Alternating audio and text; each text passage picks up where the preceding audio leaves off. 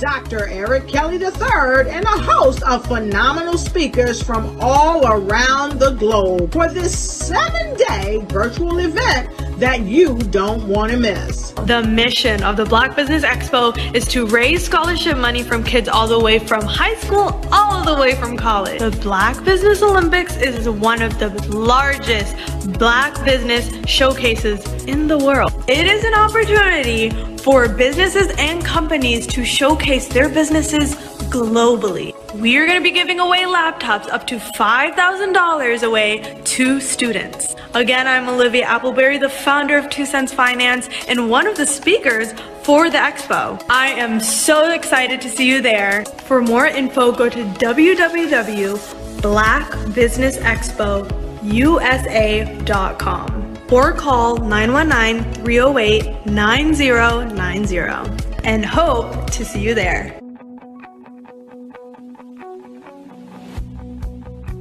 I am Black Business. From the moment I wake until the time I sleep. Yes, I am Black Business. I am Black Business. Tell me, are you Black Business? I am Black Business. Do you support Black businesses? Listen, I support Black business because I am Black Business. Black Business Expo, one of the largest business showcases in the history of Black business in the world. The world! Sign up today at www.blackbusinessexpousa.com or call 919-308-9090. I am Black Business. I am Black Business. From the moment I wake until the time I sleep, I am Black Business. I am Black Business. Are you Black Business? I am Black Business. Do you support Black businesses? I support Black business because I am Black Business. Black Business Expo, one of the largest business showcases in the history of Black America in North Carolina. Sign up today at www.blackbusinessexpousa.com or call 919-380-9090. I am Black Business. I am Black Business. From the moment I wake until the time I sleep, I am Black Business. I am Black Business. Are you Black Business? I am Black Business. Do you support Black businesses? I support Black business because I am Black Business. Black Business Expo, one of the largest business showcases in the history of Black America in North Carolina. Sign up today at www.blackbusinessexpousa.com or call 919-380-9090. I am Black Business. I am Black Business. From the moment I wake until the time I sleep, I am Black business. I am Black business. Are you Black business? I am Black business. Do you support Black businesses? I support Black business because I am Black business. Black Business Expo, one of the largest business showcases in the history of Black America in North Carolina. Sign up today at www.blackbusinessexpousa.com or call 919-380-9090. I am Black business. I am Black business. Over the past few years, we've seen the growth of existing and new initiatives focused on financial inclusion, building global networks, and reducing the wealth gap in response to the idea there's not enough seats at the table. Whether their outcomes are to increase the representation of Black executives on corporate boards, ensure an inclusive global economy, or to create new U.S. African commercial pathways, the strategies are often carried out by separate programs. The question is, should they be? With the continent of Africa being home to more than half of the world's fastest growing economies, the youngest workforce, over 400 companies generating more than $1 billion annually, 700 generating more than $500 million annually that are poised for growth, and being the destination of nearly $5 billion in venture capital in 2021. Diversifying U.S. and Africa commercial engagement by building bridges between African businesses and their U.S. diaspora should begin being seen as mutually beneficial. From helping to reduce Africa's enormous capital gap to catalyzing two-way trade opportunities, the COVID-19 global pandemic hopefully has taught us that global challenges and opportunities are more interconnected than we thought. During the pandemic, African companies like Unicorn Flutterwave, insurance provider Reliance Health, ride-hailing app Yasir, and 54Gene, the continent's first bank of DNA on people of African descent, proved that when African companies have access to networks, capital, and information, they grow big, grow fast, and create solutions that are valuable to the world. This is why BDirect was created. We are the first U.S.-based but African-centric board preparedness and board search company designed to connect U.S. Black talent and corporations to African businesses. Unique and fundamental to BDirect's success is our process of helping board candidates adapt their experience and networks to an African context before they're connected to high-growth companies that are looking to locally and globally scale. From our focus groups with African business execs and government leaders, we don't ignore the sentiment that business is easy, but people are hard. Having a pool of board candidates with hard-to-access networks and extensive experience across the business life cycle, including successfully raising capital, is table stakes for an initiative like this. So yes, we have that. But corporate or entrepreneurial success in the U.S. does not guarantee success in Africa. Developed alongside industry partners on the continent, our training program, BDirect Prep, is designed to transpose their experience to create cultural comfort, understanding, and a commitment to helping businesses in Africa scale. Our board governance sessions are African continental and country specific, integrated with cultural awareness and dexterity training, masterclasses led by African industry execs, and mentoring and coaching from African continental-based facilitators. But even more unique to BDirect Prep, we cap off our training program with an immersion trip to help candidates that have not been to Africa before see and feel Africa's complexity and opportunity from African soil. We all know traditional network-based board placement has historically left a lot of us out of ever really being in the paid board pipeline. Our strategy supports the work of many great organizations that are successfully filling seats at U.S. board tables by creating more tables for those that are still left on the sideline. It's time to start seeing the role and value of U.S. Black talent and businesses on the continent of Africa differently. Old perceptions and habits limit economic inclusion. Let's transition Black talent and the African businesses they will support from the periphery of the global economy to its core. Living in a global lockdown, we all know now how fast local and global economies can change, and see the value of having businesses that hire, strengthen local value chains, and even grow globally. Status quo in any form holds back progress. We must democratize U.S.-Africa commercial engagement by socially and economically connecting cultures that have long been disconnected. It's time for Africa's U.S. diaspora to redefine their global value by helping African businesses scale continentally and globally. Ladies and gentlemen, and fellow professionals, please allow me to introduce myself. I am David Jones, the co-founder and CEO of the Hello LLC, where I am passionately dedicated to guiding individuals and businesses toward their own return on time investment. Time is my only competition. With over 20 years of experience as a corporate C-level executive, I bring a wealth of knowledge and expertise to the Hello LLC. My career journey has been marked by a relentless pursuit of excellence in marketing, strategy, and business management leadership. I have had the privilege of working with renowned Fortune 500 companies such as Xerox, American Airlines, Hilton, and Geico. However, what truly drives me is the transformational work we do at the Hello LLC.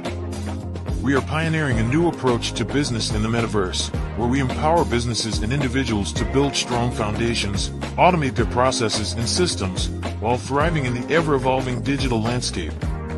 More than just a 3D digital marketing agency, the Hello LLC is truly a community built on love, kindness, and integrity. We want more for you than from you. As I often say, collaboration is the new competition.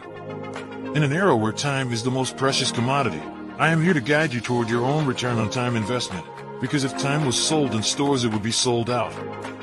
With a deep commitment to excellence and a strong belief in the power of community, I don't just lead a company, I lead a movement into the future of business. Ladies and gentlemen, it is both an honor and a pleasure to be your guide on this remarkable journey. I am David Jones, and together, we will embrace a future marked by success, collaboration, and the transformative work we do at the Hello LLC. Hello stands for helping everyone live life optimally. So, let's make that pivot together and start living life optimally today. Social media is evolving. It's more vibrant, more colorful, more energetic, and so are you. It's not just photos anymore. It's video, it's audio, it's subscriptions. And now there's Fanbase, a new monetized social network. Fanbase delivers the complete native app experience with full content monetization for every user. No algorithms that shadow ban your engagement or growth, and no ads. Follow anyone for free and subscribe directly to your favorite creators for $4.99 a month. Plus, show some love by tipping on any post. Also, make a Fanbase page and monetize your content the same way. Finally, connect with your followers by posting the amazing content you already create. And now, get paid for it. It's time to energize and monetize, because everyone's a fan of something and everyone has a fan base.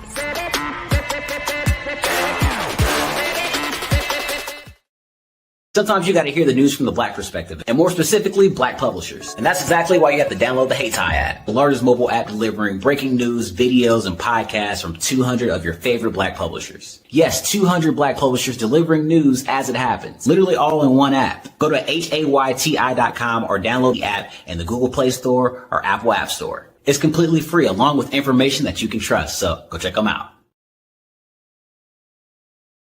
Hello, I am Dr. Eric Kelly III, the visionary strategist and founder of the Black Business Olympics.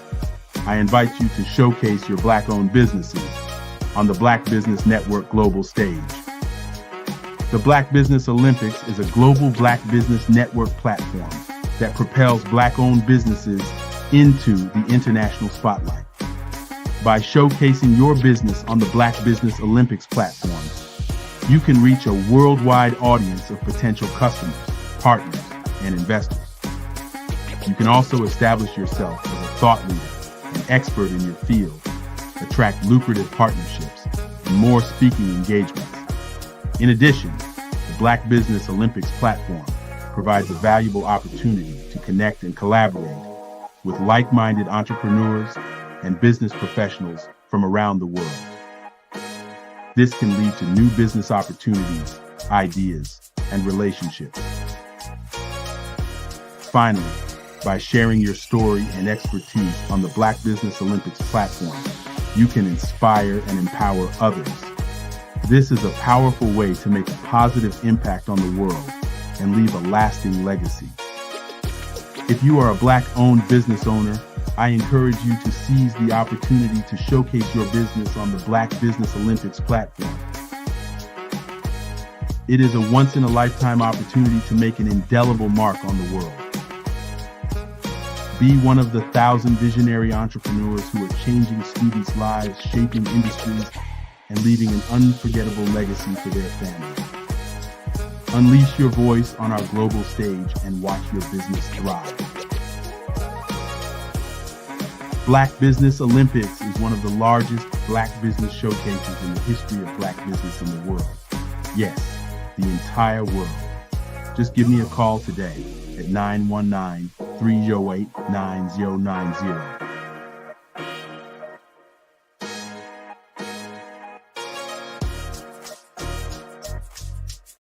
I'm Kennedy Harris. My genius is being an entrepreneur. I'm the CEO of K-Lock, a company where I develop my very own line of kids supplements. I currently market my multivitamin for kids to help combat weak immunity. During the pandemic, research has shown that having a strong immune system is key to fighting off disease. My vitamins are for kids, but adults can benefit from them as well. I'm adding a proprietary blend to my supplement line. I want to create my own blend so that I have a competitive edge in the marketplace. Staying healthy is important to me so that we live longer and have healthier lives.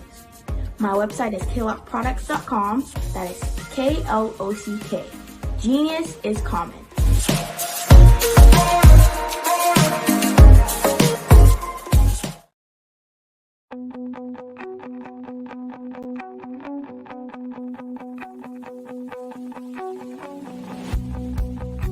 I am Black Business.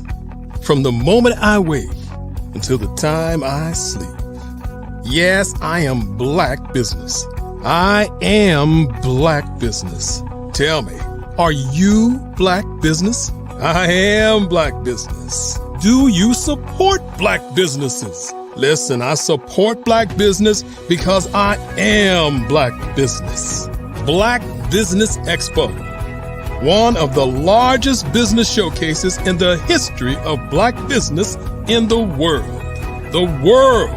Sign up today at www.blackbusinessexpousa.com or call 919-308-9090. I am Black Business.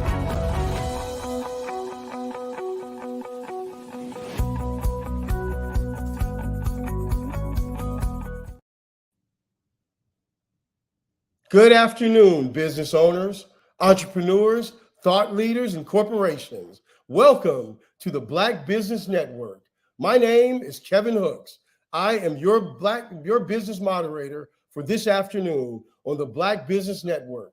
The Black Business Network is a 24-hour business network showcasing Black businesses, business owners, entrepreneurs, and thought leaders worldwide.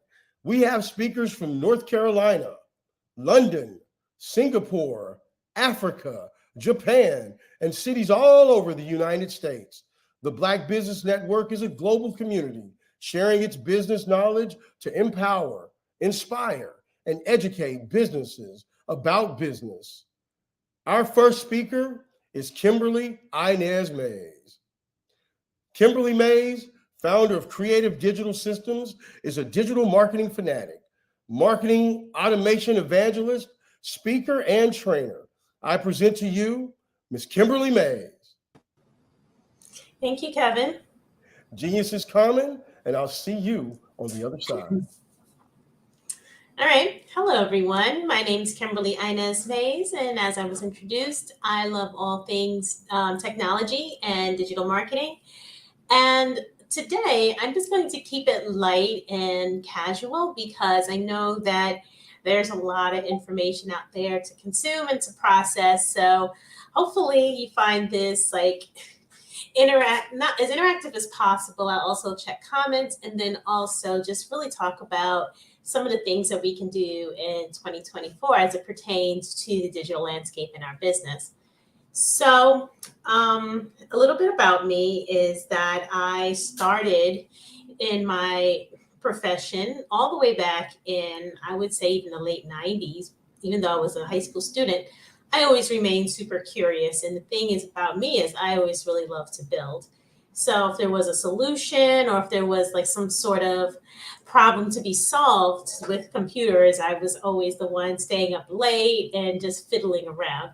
So through that curiosity, I learned how to create websites, learned how to code, and learned how to do a lot of things that really now pay dividends when it comes to promoting one's business, oneself, and really just making sure that you have the appropriate online marketing collateral out there. So fast forward all the way to today, not only do I do websites, but I also do email marketing, automation, and now you may have heard of a little thing called AI. So AI is something that is very near and dear to my heart because just like a lot of the other technologies before it, sometimes people don't understand it, fear it, and then worst of all is they avoid it. And the thing that I want to talk about today is how not to avoid artificial intelligence, what it is, what it isn't, and how you can use it. So what it is, and you may have heard of it, you may have heard of at least one AI tool, one of many. The concept is not new, by the way, but a lot of these tools are. You may have heard of the big one, ChatGPT. It's made by a company called OpenAI, and that is just but one company that is making these AI tools. So they all use what's known as natural language processing, which takes large data sets from all over the internet, all over scholarly resources, articles, and really compiles it and organize it in a way that when you give it a command known as a prompt, you get an intelligent response back. Now, this is not by accident. It's not magic. It's through deliberate and meticulous programming of the model. Now, why am I going into all these technical details? Well, it's good to know how things work at a high level, even if you're not going to be doing that work. Because here's what it means for your business. It means that you can use these tools trained on data from all over to now do your market research, your content creation. You can use it for just about anything that you think of.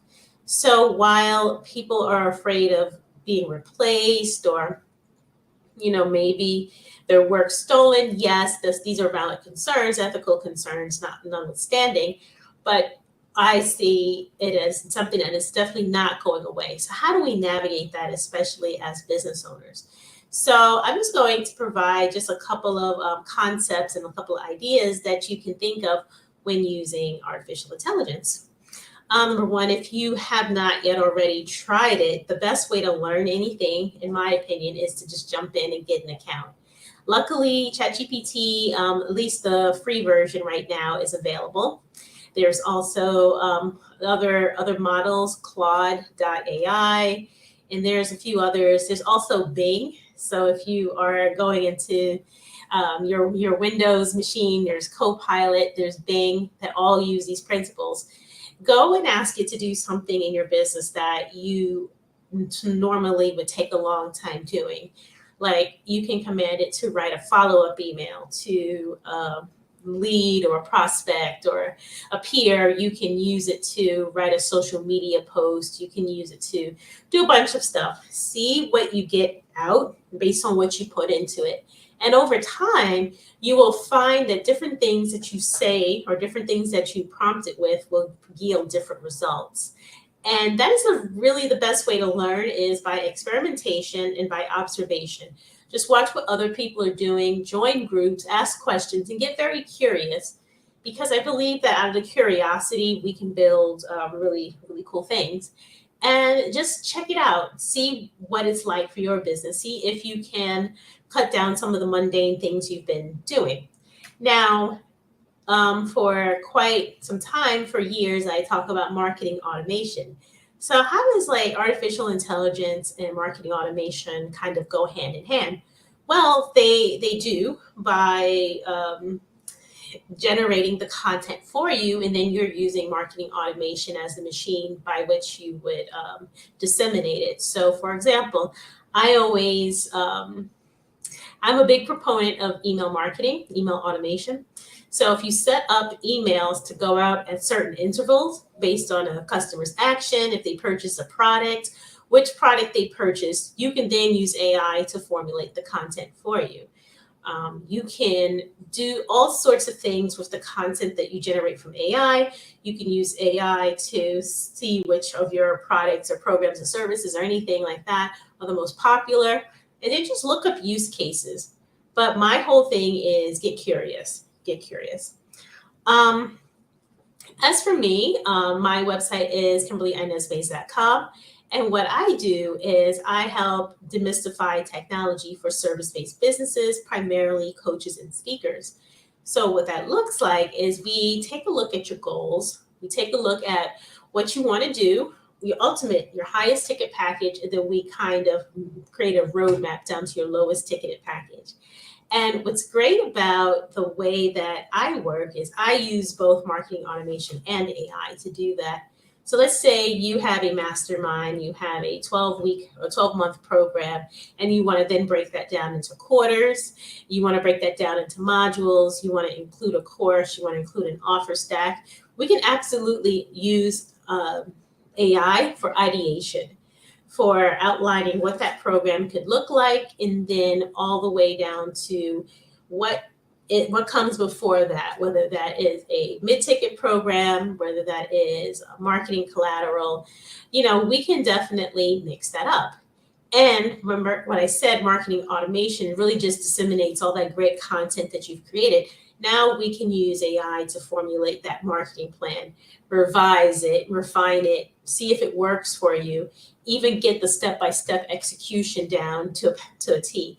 Because remember, these models have been trained on a lot of data. So this data, if we were to go out and try to procure it on our own, it would be very difficult to do so because, again, we don't have the time, energy, or the reach that the model has already done for us. So these are the things that aren't really talked about when it comes to using some of these tools. It's just like, okay, it can create an email, create a landing page, create a sales page. But when you want to look at how do you use it for ideation and research, it can do so much more.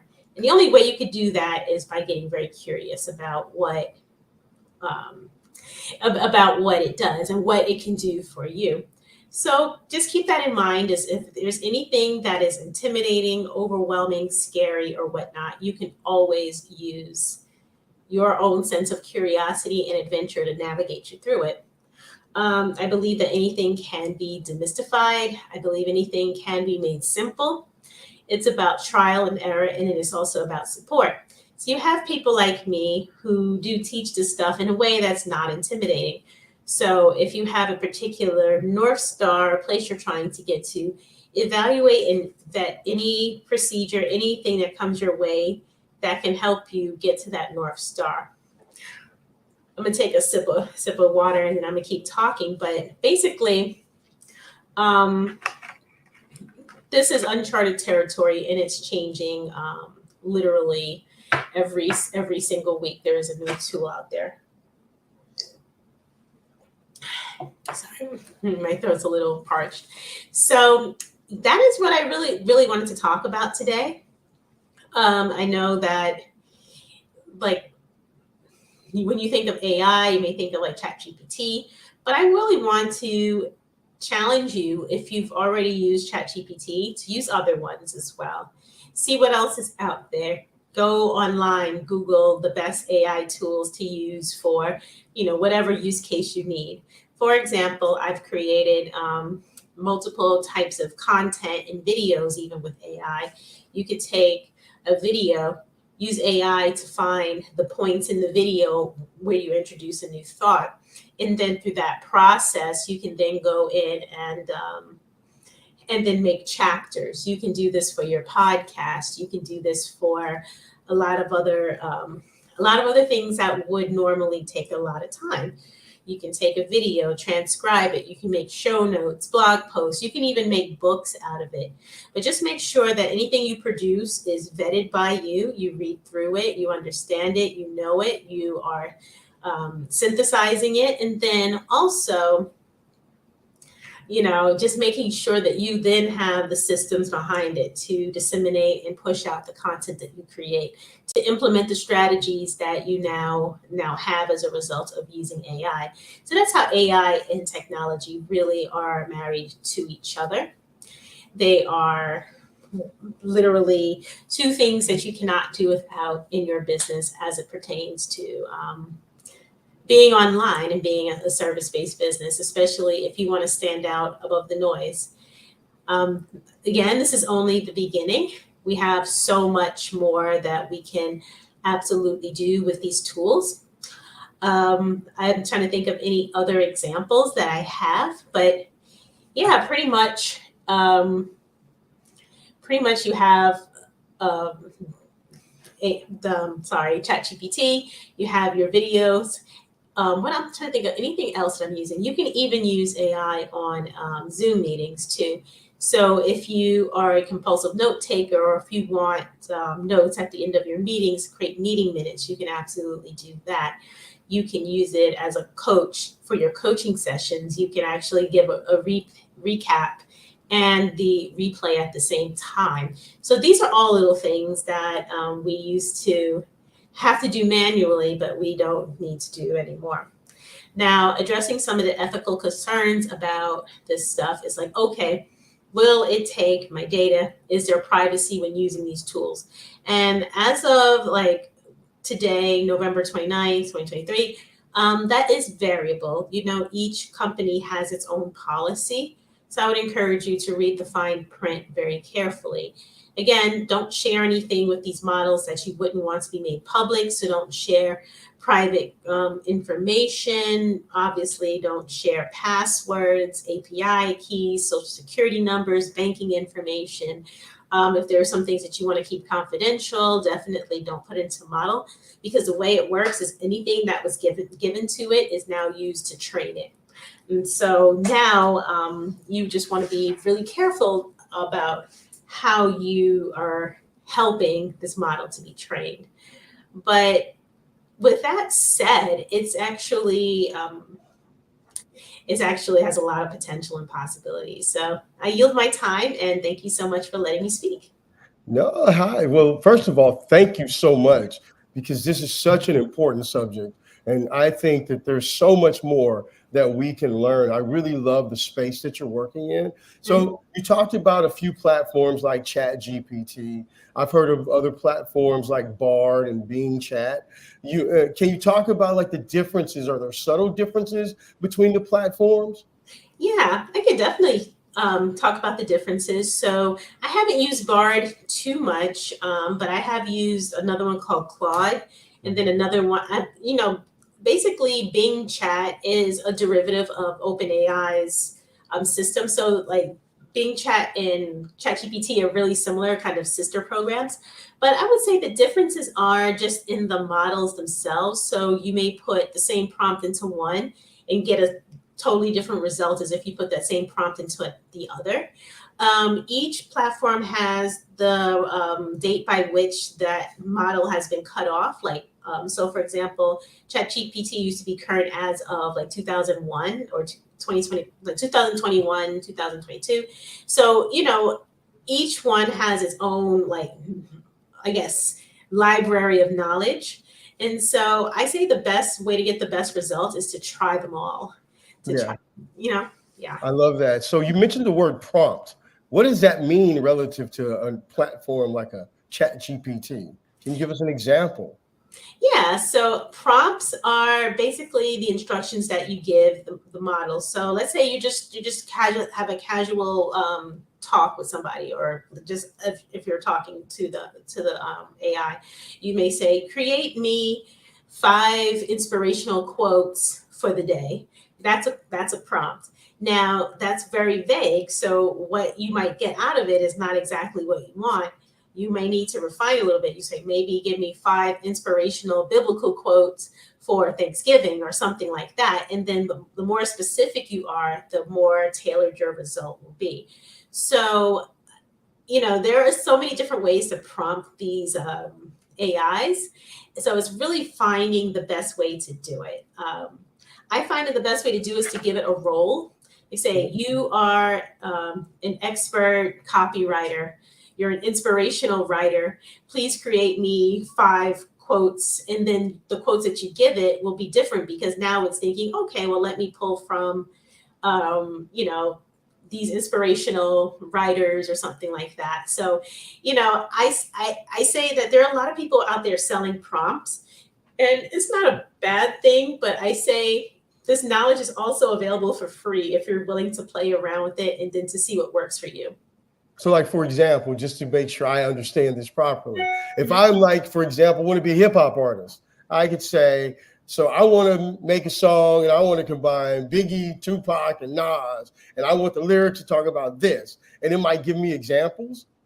Yeah, it would give you examples. Now, I will say the caveat that each model has been programmed with like filters or sensors. So it may not talk about everything those rappers talk about. So yeah, but it will try to mimic their style. So one fun thing that you can do is say, okay, well, give me a rap song, but in the style of Shakespeare. So it'll like give you that Shakespearean style and things like that.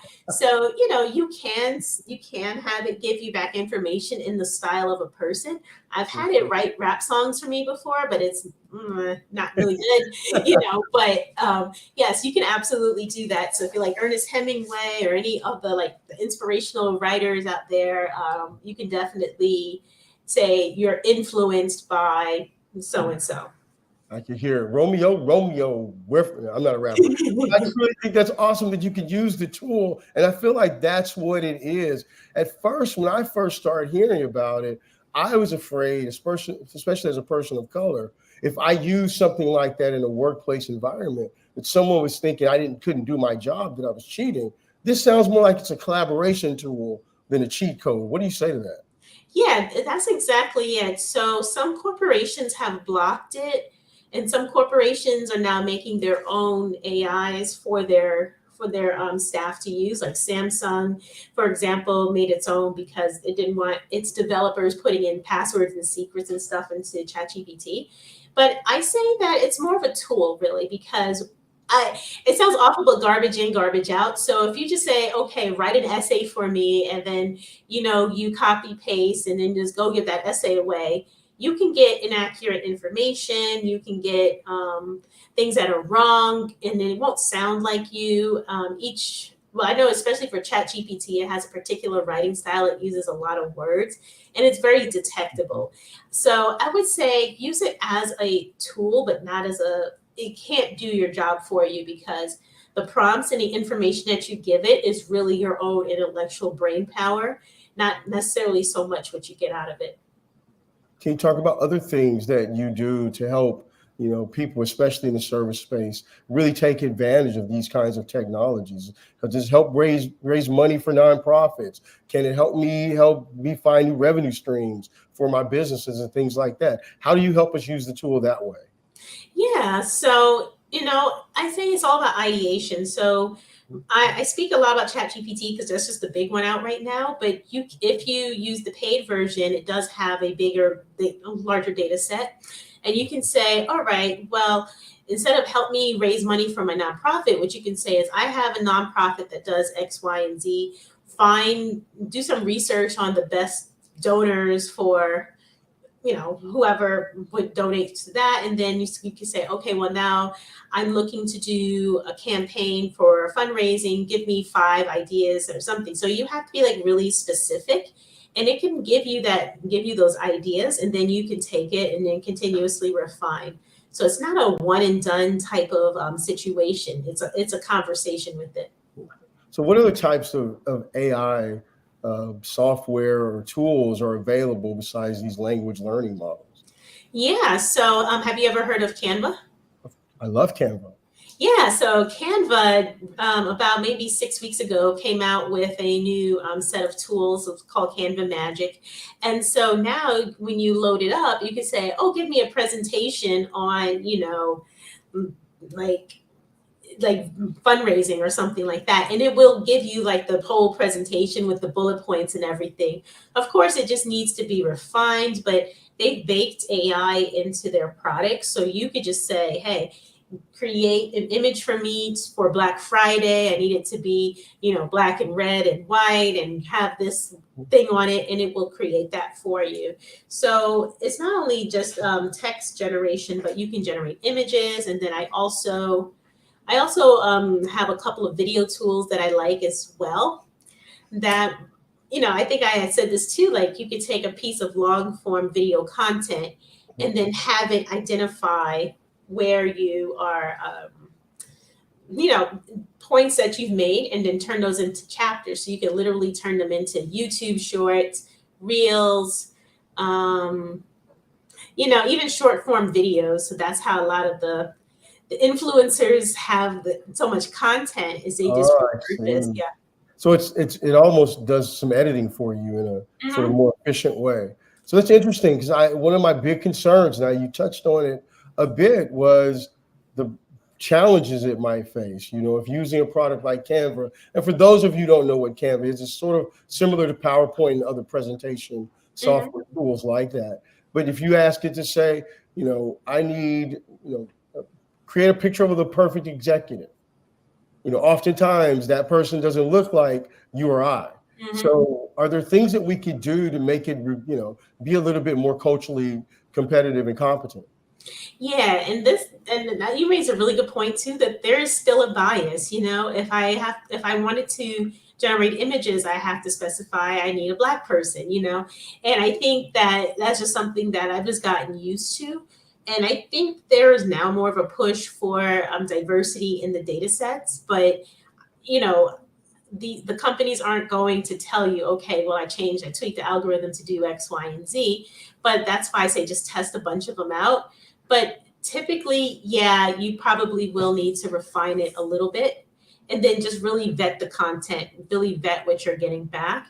I mean, it's trained not to give like controversial answers, but every now and then, something might slip in. So you just have to be really cautious about what you submit.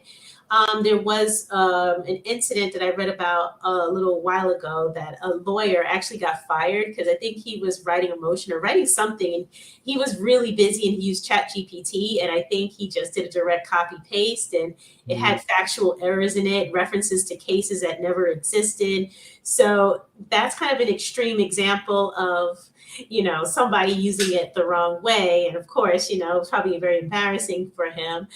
But yeah, you always have to just make sure that it's correct. So the moral to the story is, if you use it as a person, something to help, and you make sure that you put your touches on it, then you'll make sure that it protects you and serves you, rather than put you in an embarrassing situation. That's so interesting. So what other kind of technology supports, other than AI, can you and your organization provide for your customers?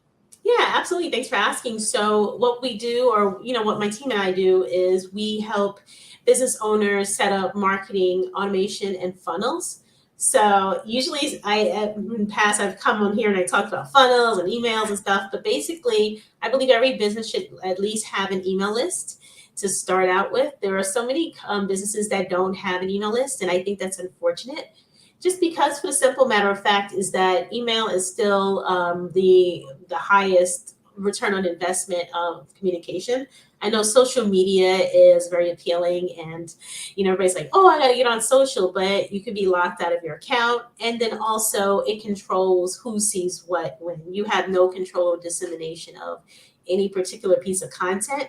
Because when you post, it doesn't show your entire audience. It shows people in bits and pieces, and it has an algorithm based on engagement and a lot of other things that they'll never tell us. So I encourage everybody to have an email list. Even if somebody's bought from you, interested in working with you, you give away a freebie or anything like that, definitely have an email list. It'll go a long way. And then once you have an email list, that's where I kind of come into. It's like, all right, how do you keep your email list engaged? How do you make sure that you're top of mind? So when you send your next email, people remember who you are. So sending email is still something that people complain to my face. They're like, oh, I don't send email in my business because I delete all my emails. And I've had people just play that contrarian thing with me, but I'm like, you've checked your email today. So even if you didn't open all the emails, you still had a second in which you remembered the businesses that are mailing you. And chances are, even if you say it's annoying, you didn't unsubscribe. So how can you say email's not going to work for you? Right. So, that's a big one. And then it's about the series of communications, and it's about giving the right message to the right person at the right time. So that's probably a long-winded way of saying, yes, I work in email and I make sure that it goes out correctly. So do you have any work that you're really proud of that you could talk about and share some examples of? Yeah, so I have a lot of stuff, but really what I'm the most proud of is just giving people aha moments. Not only am I just really behind the scenes in front of a computer doing work for people, but I really love just giving people fresh ideas and fresh concepts and just even empowering them to do it themselves. That's what makes me the happiest when somebody says, "Oh, Kim, I've been following you and taking your courses and stuff for a while, and my email list for my program has grown. I now know how to send an email. I now know how to put together a landing page and a lead magnet and a funnel. And now I'm making sales and stuff." That makes me happy because, I can do work for people, but if they don't use what was built, it doesn't do anything. But when you kind of show people, even if they don't do the work, but they understand it, that's a bigger win for me. No, I think that that's fantastic, and the work that you're doing is very valuable and needed, especially as we continue to onboard all these new businesses in all of the typically underrepresented communities, but mostly from a service-driven standpoint. So thank you for what you do. So where can we find you? Can we get a plug before you go? A website or a social media post? Yeah, so my website is just my full name that you see here, KimberlyInezMays.com. And then in there, I have a link to a freebie, which is one of the chapters in my book. So I've also written a book about marketing. I should have it here with me. So I did write my book. So you get a free chapter from my book, Perfectly Persuasive: Marketing to Both Cats and Humans in the Digital Age. Talked about comparing, contrasting marketing to people and marketing to cats. Is a free chapter there. And then everything else that I do is on my website. So that's fantastic. Well, I'd like to thank you on behalf of the Black Business Network, Ms. Kimberly Inez Mays. Thank you for all the work that you do. And genius is coming, and I'll see you on the other side. Thank you. Bye. The Black Business Expo's mission is to raise funds for high school seniors going to college or K-12 entrepreneurs. This expo is a fundraiser for students, and you may go to www.blackbusinessexpousa.com to donate to the scholarship fund, or use the Cash App that's on the screen below.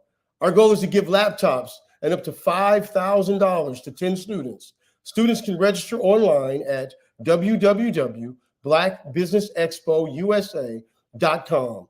Every dollar counts. So we want to remind you to donate to the scholarship fund.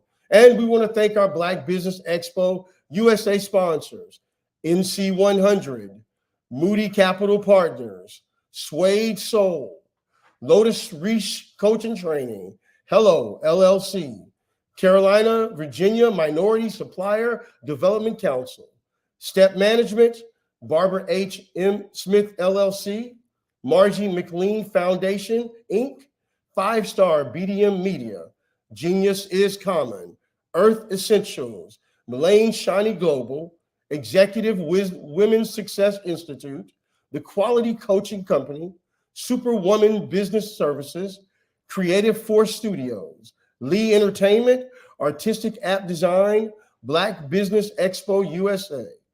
Genius is coming, and I'll see you on the other side. What if you could build your own city? A place where every child can find nurturing people to help them achieve their full potential. A place where every adult can access job training support, where health education is abundant, where social justice ruled the land. A place without limitations. Welcome. You have arrived at STEM City USA. It is what every city should be. A safe and trusted community where you find people and resources to help you become everything you are and beyond. STEM City is unlike anything you have ever experienced. It is a digital twin of the world around you, only better. STEM City is about energy and soul renewal. It is more than a digital world. You can almost feel the power of live cultural events, music, and theater. STEM City promises a better future for children with caring mentors and hands-on activities with dedicated tutors to support our youth. STEM City is your passport to a healthy lifestyle with weekly events addressing our community's many issues. STEM City is your financial well-being with helpful information on wealth management, career advancement, job training, and so much more. STEM City is the community you deserve. It is the city where your dreams can come true. STEM City USA, a place in the sky that is accessible to all who reach for the stars.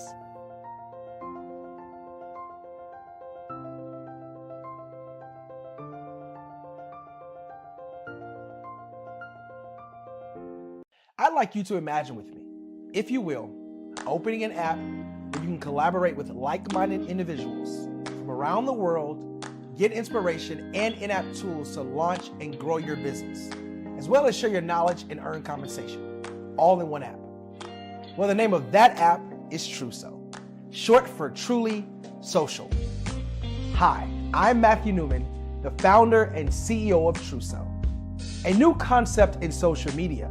Truso is designed from the ground up to be a platform that's both social and empowering for all its users.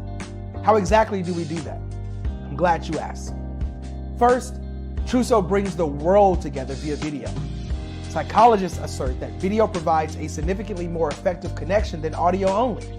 When you enter a community on Truso, you're face to face. Second, on Truso, you don't have to have 1 million followers to monetize. Our business model allows all hosts and moderators to monetize, no matter the size of your following, by 1, producing fee-based content, and 2, inviting others to join the platform as subscribers. Even more, Truso has an in-app resource library with over 100 free resources, forms, and documents to help you build your brand and grow your business. Third, Truso is inclusive. The deaf and hard of hearing communities make up 360 million people worldwide.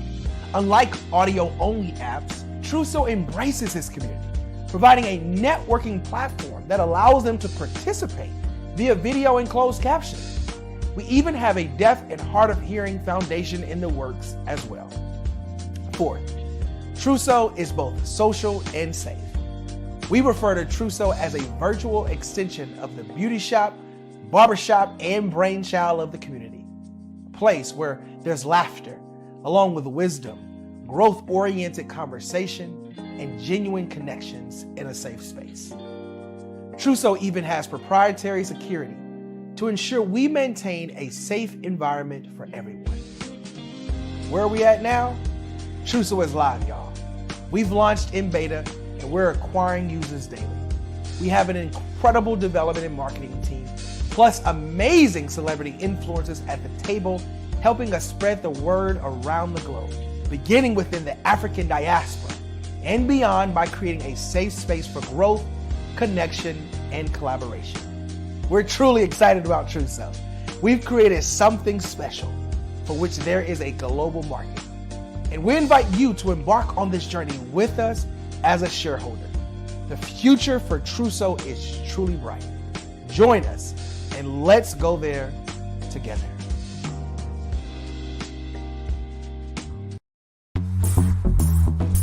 Attention all entrepreneurs and companies. Are you looking for reliable and efficient virtual assistants and back office support to help you manage your business tasks? Look no further than Superwoman Business Services.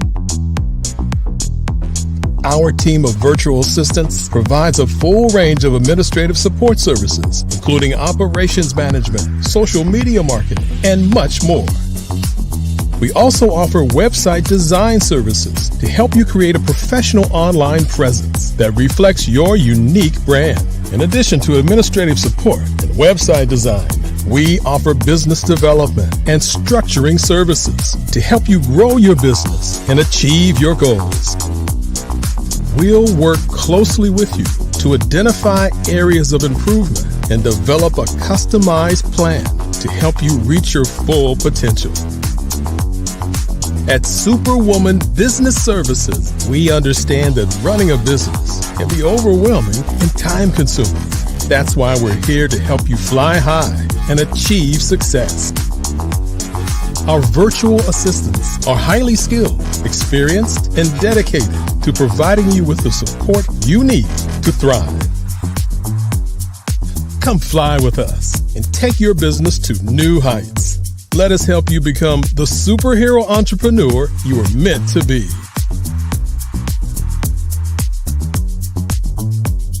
Contact Superwoman Business Services today to learn more about our back office support services. Are you a forward-thinking entrepreneur or business owner? The world is changing faster than ever, and it's time to pivot and adapt to the future. Hello LLC is here to help you do just that. Hello stands for helping enterprises leverage leading-edge optimizations. Our innovative solutions can streamline operations, reduce overhead costs, and give you a competitive edge in a market projected to reach $5 trillion by 2030. By pivoting to the metaverse, businesses can tap into a rapidly growing market that is projected to be a significant part of daily life for 25% of Americans by 2026. As a full digital metaverse agency, the Hello LLC can help you create custom solutions to streamline operations, increase productivity, reduce costs, and drive brand recognition. Why should you pivot to the metaverse with the Hello LLC? By leveraging cutting-edge technology, you can provide immersive experiences for your customers, expand your global reach, and unlock new revenue streams.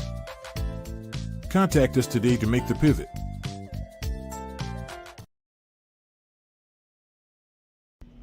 Why do I do what I do? You know, my life coach asked me that a few years ago. And she said, Tony, what's your why? And I told her, and she said, girl, you've already accomplished that. Perhaps you need a new why. Hi, Tony Harris, Amy Hoydu with Say It Said Marketing, one of your students. And just wanted to say thank you, Tony Harris, for spending so much time with me and giving me that boost in my business that I so drastically needed.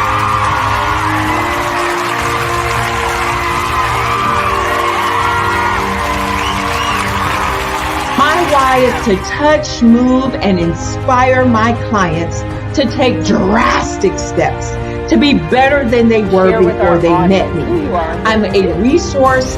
I'm a connector. I want to help people build deeper relationships that are beneficial to their life and business.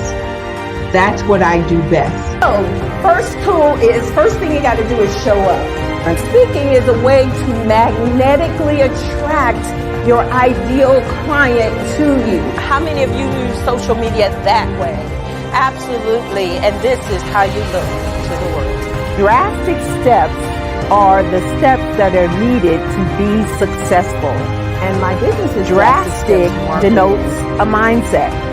Getting out of your comfort zone, doing something that you don't necessarily feel comfortable doing, want to do, but you know it's a necessary step to be successful in your business. I get the most satisfaction when I see my connections flourishing into relationships long after I am gone. Hi, my name is Jasmine Augustine with Media Jasmine, and I've joined several networking and referral groups in the area. And Network in Action Northeast Houston with Tony Harris Taylor is one of the best organizations that I've joined. I love that piece of what I do, and it is what fuels my fire.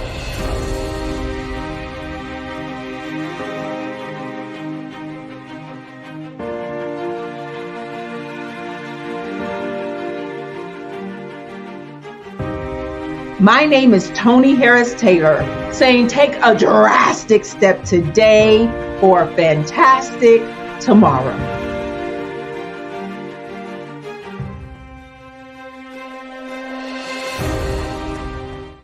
What guess to me it's a creative expression of something from nothing. You know, it explodes onto the canvas, or it explodes on in my work. One of the things that I try to do more than anything is I try to just give the lines and the movements and emotions and expressions into to what I do. Art really means to me a chance to express how I feel deep down inside. Most of my art begins as a thought that I might have, you know, whether it's sports, whether it's history, whether it's a woman or a man. It pretty much starts as an idea of thought before I get into the actual image of what I'm going to draw. I do a lot of historical pieces. I was a history minor in college, and I love to do history pieces. And a lot of times I'm thinking about history, and then I try to make that history impact you as you look at it. That's one of the reasons I do pictures so large. People ask me, why do I do the pictures so big? And I tell them, I want the piece to impact them as they're looking at it. To kind of dominate their space. And most of my pieces I try to do off page. I don't try to do anything that's going to be in those four corners or in a square. And I want your imagination to be a part of the piece that you're looking at.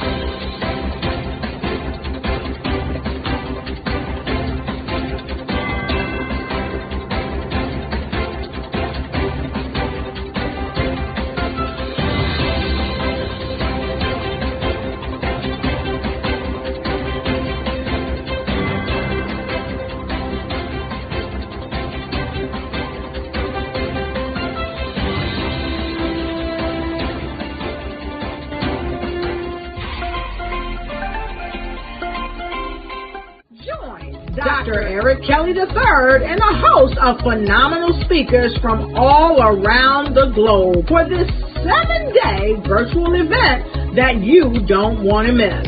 The mission of the Black Business Expo is to raise scholarship money from kids all the way from high school, all the way from college. The Black Business Olympics is one of the largest Black business showcases in the world. It is an opportunity for businesses and companies to showcase their businesses globally. We are going to be giving away laptops up to $5,000 away to students. Again, I'm Olivia Appleberry, the founder of 2 Cents Finance and one of the speakers for the expo. I am so excited to see you there. For more info, go to www.blackbusinessexpousa.com or call 919-308-9090 and hope to see you there. I am Black Business. From the moment I wake until the time I sleep. Yes, I am Black Business. I am Black Business. Tell me, are you Black Business? I am Black Business. Do you support Black businesses? Listen, I support Black business because I am Black Business. Black Business Expo, one of the largest business showcases in the history of Black business in the world. The world! Sign up today at www.blackbusinessexpousa.com or call 919-308-9090. I am Black Business. I am Black Business. From the moment I wake until the time I sleep, I am Black Business. I am Black Business. Are you Black Business?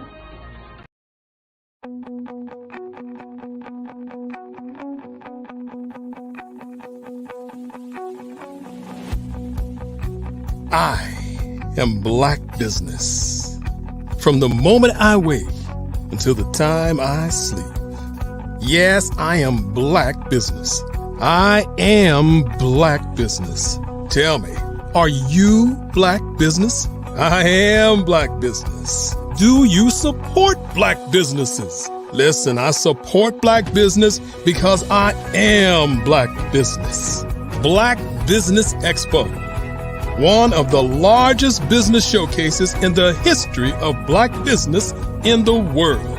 The world! Sign up today at www.blackbusinessexpousa.com or call 919-308-9090. I am Black business.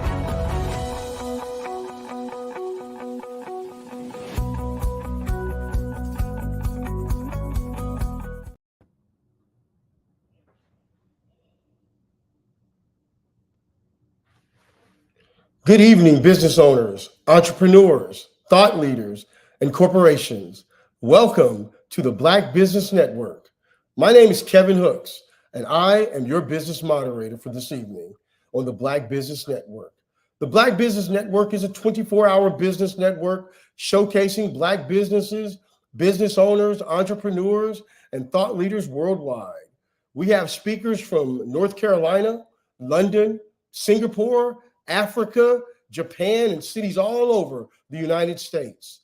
The Black Business Network is a global community sharing its business knowledge to empower, inspire, and educate businesses about business. Our next speaker is Pam Kelly. After experiencing financial and strategic hardship in the aftermath of Hurricane Fran in North Carolina, Pam Kelly resolved to never again experience the same level of vulnerability. She's since acquired knowledge and practices that enhance her ability to be more prepared and resilient in all seasons. With 30 years combined experience in various on and off grid technologies, such as website development, computer graphics, and architectural drafting, she continues to make sure that her companies that they serve empower a populace to be financially, strategically, and spiritually prepared. A more prepared populace in America is potentially the antidote to many of our nation's ills. They provide resources to empower patrons to be financially, strategically, and spiritually prepared for the daily challenges and survive events that are more likely to occur in their entire lives.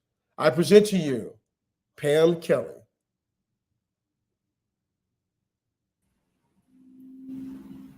Genius is coming. Good evening. And I'll see you on the other side. Enjoy. We're looking forward to it. Thank you. Thank you. Thank you, Kevin. And thank you to Dr. Eric Kelly with the Black Business Network. And I'd like to preface the information I want to share with you tonight with a statement that I believe and to be entirely true of the times that we live in. And that is, there can be no enduring social justice and access to economic opportunity for all Americans until a preparedness-driven economy is a part of it. And I'm going to elaborate on that statement a little later. But what I also want to share is a historical preface to my fellow futurists. And when I say futurists, I mean all of the Black Business Network entrepreneurs who have shared their information this evening, because by definition, a futurist is someone who believes in the future and prepares for it. So my comments are directed to all of you in the network and beyond who are listening tonight. So an essential historical preface to my fellow futurists. Every American of African descent descends from a prior generation that refused to give in and give up amidst the racial challenges and oppressions of their day. And due to our unique history in the Americas, we can lay claim to a unique superpower of epigenetic resilience, born of individual and collective refusal to lay down and give up the ghost while held within the inhuman captivity of the ships during the Middle Passage. We are the remnant of the strongest, of the strong survivors. And mind you, we are now 46.8 million strong.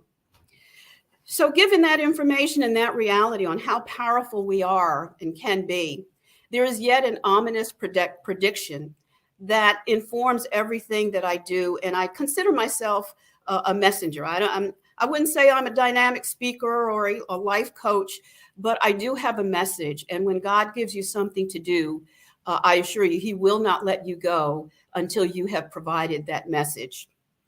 And so there is an ominous prediction that awaits our young people. If we do not resurrect and deploy the economic futurist activism of our forefathers, it is predicted by 2053 that African American median wealth is predicted to fall to zero. Now, I've shared that information with many people along my preparedness journey when I first heard about it in 2017. And I'm often met with a lot of reactions. How can that be? Denial, that's not possible.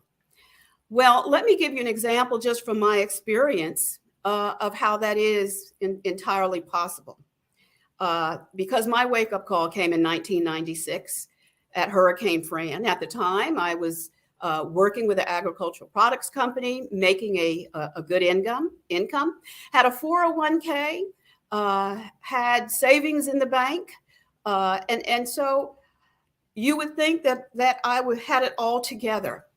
But when the power goes off, you don't have access to an ATM. You don't have immediate access to a 401k.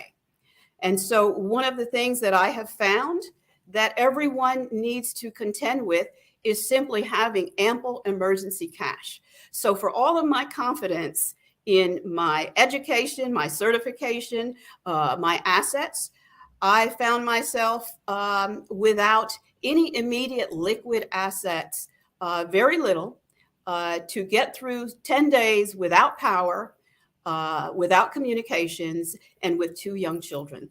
So as Kevin shared in my bio, I was able to overcome that basically just through faith and a resilience. Again, the resilience of our ancestors, that there is a core of futurism within us, that we've been through many personal doomsdays in America. And you end up becoming either 2 things. One who descends into just believing that there's never going to be a better day, descending into despair, or you become a futurist. And it was at that moment in 1996, I said, no matter how bad it is, it's going to get better. And so by faith and preparedness, and I realized that I had to change. So that is my story, and that is how I evolved to become a prepper since 1996. And I'm not a doomsday prepper. I am what's called a life cycle prepper, because there is no perfect preparedness plan for a doomsday event. In that event, you simply have to believe in prayer, believe that God has it all under control. And so it's really the everyday potential of doomsday, personal doomsdays, that I encourage people and provide services to help people develop what I call tier 1 preparedness. Again, dating back to my experience of not having enough emergency cash, that is the one thing that we do not consider in all of our financial preparedness. We do 401k, we do investments, but I am pretty grassroots. That's where I keep it. So I try to engage people with tips and products and services that help you acquire, first of all, that tier 1 preparedness emergency cash. So getting back to that statistic that I shared with you, that by 2053, unless we change how we manage collectively our income, our assets, it is possible that by 2053, African American median wealth will sink to zero. And so there are 5 reasons for that. Again, when we do not have emergency cash, it means that you begin to look to other means of covering an expense, whether it's a car repair or a sudden emergency by one of your young people, your children, those things need to be covered, first of all, Tier 1 emergency cash stash. Also, we do not make preparation for our assets at the end of life. So there's two things, emergency cash stash and plus not making plans for end of life.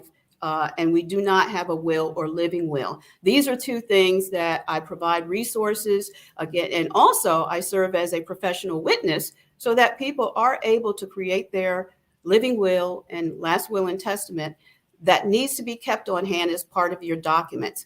Second thing, we don't keep our documents in order. You need to keep them readily available in case of an emergency. The other thing is that we do overspend.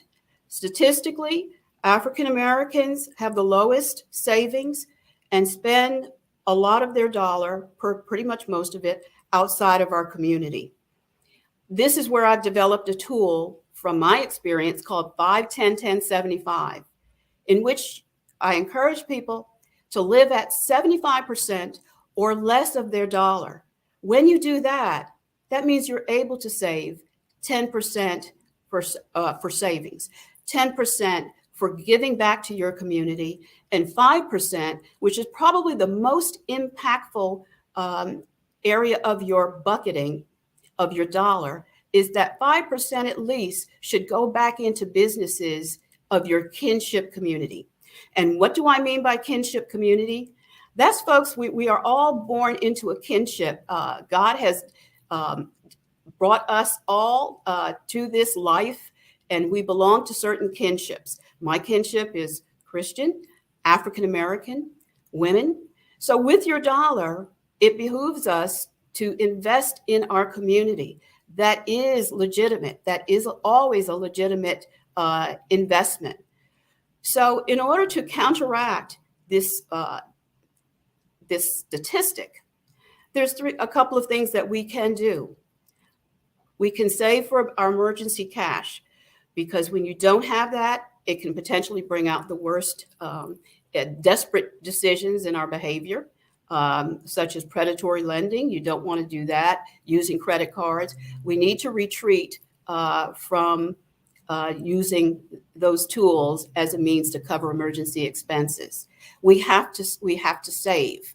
So I do have information and tools, such as a tip sheet on actually 10 things you can do to save $250 to $500 a month. Thereby, you're actually retreating from spending those resources, and you're able to devote them to saving and also giving. So with that, I'd like to thank you for your time in listening to my message. And I welcome the opportunity to serve you by going to my website, www.iprep2thrive. And you can also reach me at pam@iprep2thrive.com.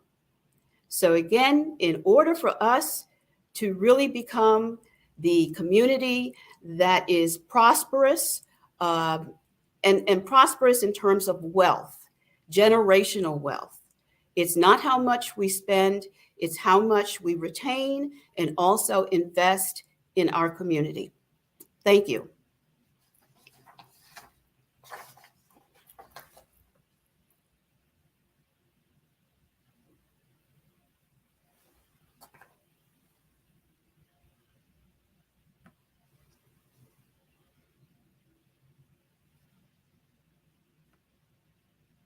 So if anyone, if Kevin or the moderators have any questions that they would like to ask about iPrep to Thrive, and to give you some additional information, you can go to my website, iPrep to Thrive, and you will find information about the tool that I have referred to called Cash Flow 5-10-10-75. And why is that tool so important that we begin to utilize now is because the government, as we have seen, is unpreparedness driven. And at any time, the resources that we have access to, such as the banks, if there is a crisis event, then everyone is probably aware that the banks may, in fact, limit your access to resources. Again, that's the reason why we need to have that emergency cash stash. And to elaborate on that a little bit, everyone has a different, what I call a tipping point cash stash. So in my case, I needed to acquire cash resources, and this is liquid cash, is liquidity, which can be either the money that you have, whether you have it stuffed under a box and buried under a tree, it doesn't matter. It's money that you must have access to when the ATM doesn't work, or when you lose communications in order to get access. Again, your 401k will not be accessible when there is an at-risk event.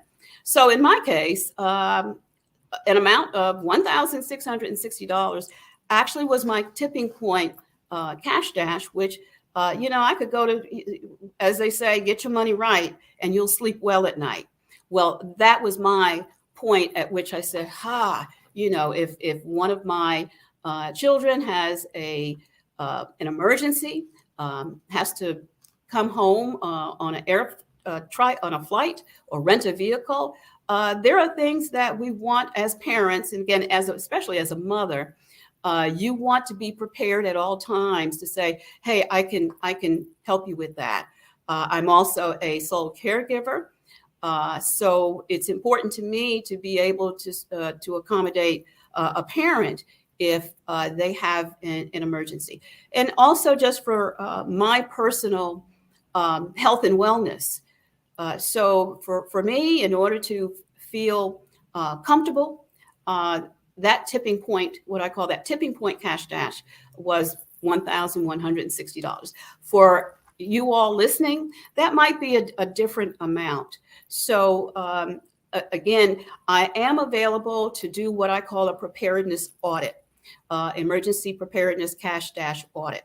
That the tool that I make available from my website, it is an app for Android or iPhone that you download, and when you enter any amount, it splits it into buckets of 5, 10, 10, 75. And what does that do once you download the app? The great thing about it, it's not tethered to the internet. You're not sending any information about your finances. The revelation of whether you're overspending is entirely between you and the app. So if in fact you're spending over your 75% threshold of consumer spending, you're actually spending your more than your 75%, to the point that you're spending so much that you're not able to save, or that you're not able to give back, or even invest in your community. Again, that's kind of where so many of us are at. And as a lifelong habit, by the time you get to in your 50s and even 60s to consider retirement, you find that those habits have not allowed you to achieve perhaps the retirement income that you're looking for. So it's never too late to start. And I can assure you that I've been using 5, 10, 10, 75 probably for about 15 years. So which means it wasn't something that I implemented in my 20s, 30s, or even 40s. But it's never too late. And if you can imagine, if a significant, what I call a critical mass of people in our community began to use my tools, and it's not and what I'm not doing is an invention of the wheel. It's really traditional financial wisdom. So again, at this time, I've concluded my comments, and getting back to my statement that we have to become a preparedness-driven economy if we are going to avert that statistic by 2053 of zero average median wealth for the African American community. We need to begin to establish a collective financial preparedness activity in every household, in every business. And we will survive, revive, and thrive for decades to come. So thank you again, Dr. Kelly. And I believe Kevin is the moderator. And if anyone has any questions, by all means, reach out to me at Pam at iPrep to Thrive. And there you are, Kevin. Hi. Prep to Thrive. And my website is www.ipreptothrive.com. Thank you. Well, thank you. There's so many important nuggets in the statements that you've been making. And if you don't mind, I just have a few questions that I'm sure that our audience would love some responses to. You talk about this idea of generational wealth and savings. And so some of the stuff that occurs to me is, there's a lot of jobs being created and people are getting back to work, especially after the pandemic. I know this is an important time. How do you help them choose between wanting to try to get back in the game, so to speak, by finally re-earning money, but then making sure that they take advantage of the opportunities to save? How do they make those tough choices? And I'm going to share with you just from my personal experience. Again, the pandemic was a wake-up call for a lot of us. The pandemic was actually, when I say, a personal doomsday for a lot of us. We lost our jobs. Our hours were cut back. If kids couldn't go to school, that placed a lot of emphasis on making other arrangements, which often costs money for the parents. So we came out of that experience kind of behind financially. And then when we were starting to normalize and get that money back and you want to pay off bills, here's what I had to do because I got behind too. You call your creditors. What I share with people is called cash flow 5, 10, 10, 75. To me, that is your cash flow. There's credit and there's cash flow. You've got to attend to your cash flow first, even if it means calling your creditors and saying, I am behind. Can we work out something to half that payment? Because now you have additional cash flow. And so it's a matter of habits that it has to become habitual, because if you can think back to the 60s before they had credit, the 50s and the 60s, our community, we did save, we did collectively help one another. And that's what I encourage people to hearken back to. Think about before there was credit. What did you do? You did not spend all of that dollar. So right. It's a recent pathology over the past 50 or 60 years when we've had access to credit, loans, that we've started consuming and over consuming our dollar. So you want to get us back to like the Black Wall Street days where we were a community and the dollar turned over like 27 times before it left the community. It turns over 20. Yeah, that dollar before we were even allowed to go into Macy's and places like that. Yeah, we churn, and I call it. There's a word I like to use. It's called churn. We churn our dollar at least 3 or 4 times because, number one, we earned it perhaps from a fellow person in our kinship community. Either we worked for them, driving taxis, working on the farm, doing this, but we earned our money, initially from each of us based on our trades. And so that dollar churned once, and then we banked often at Black banks. There's still a Black bank now, Mechanics and Farmers. I tell everyone with that 5%, again, going that 5, 10, 10, 75, again, and I have that tool available on my website. That 5% is the most impactful. You take 5 cents out of a dollar and put it in Black bank. There's Mechanics and Farmers. And so a gentleman that I've been collaborating with just last week, he got a grant for a program. He said, Miss Kelly, you know what I did? I went to Mechanics and Farmers. You know what that precedent set a churn, because Mechanics and Farmers then churns that dollar into helping other African-American businesses. So that makes a lot of sense to me. Yes. And then but to get back to specifically answer your question, how do people bounce back? Yes. First, we have to look at that. We do have to change, because most of us have been spending almost 100% of our dollar and not saving enough. We have to get back to that. And I have tools and ways, again, that you can save almost $200 to $500 a month just retreating from certain things that you're spending on.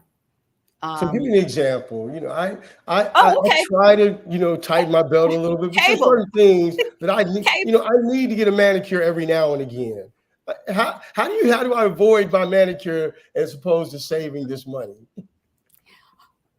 Instead of the manicure every week, every other week, instead of paying over $200 on a cable bill, get an antenna. Get one of those HD TV antennas. Right. And then for those who the dudes who love the sports, subscribe to like a sports channel, not 10 of them. Not 10. Again, so when we look at our priorities, it's about priorities. And also when you look at when I'm churning that dollar into a manicure every week, who's that dollar churning into? Whose pocket is it going into? Great question to ask. So it's two questions. When you're spending your dollar, now I don't mind. I have to get my hair cut every 6 weeks. I'm going to an African-American barber. I give him my money. And what if he were to say, okay, I'm going to put part of that in a black bank. You see how it's just churned 3 times. And then he says, well, I'm going to advertise on Black Business Network. It just churned 4 times. If you can imagine all of us on the African-American Business Network, if we bucketed our dollar, and this is nothing that the mainstream community doesn't do. They do it seamlessly. But because we're somewhat fragmented, because you can't tell by my last name, Kelly, whether I'm white or black. We really have to seek each other out. And that's why the African Black Business Network that Dr. Kelly has put together over the decades, it's phenomenal because now we see each other.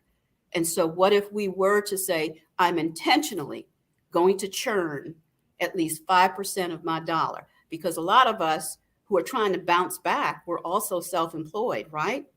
Right. So I'm not intentionally as a business person churning, saying I'm going to churn my dollar back into Black Business Network, just 5%. That exponentially builds to the point that we are able again to start building. And that's another thing, but that's another subject. We need to build. Yeah. So I love it. But how important is it to get your family involved in making this a family affair rather than some one person saying, I'm going to dictate this choice? Absolutely. Somebody does have to become the preparedness czar. Yeah. Preparedness as czar. You know, I am. Mm-hmm.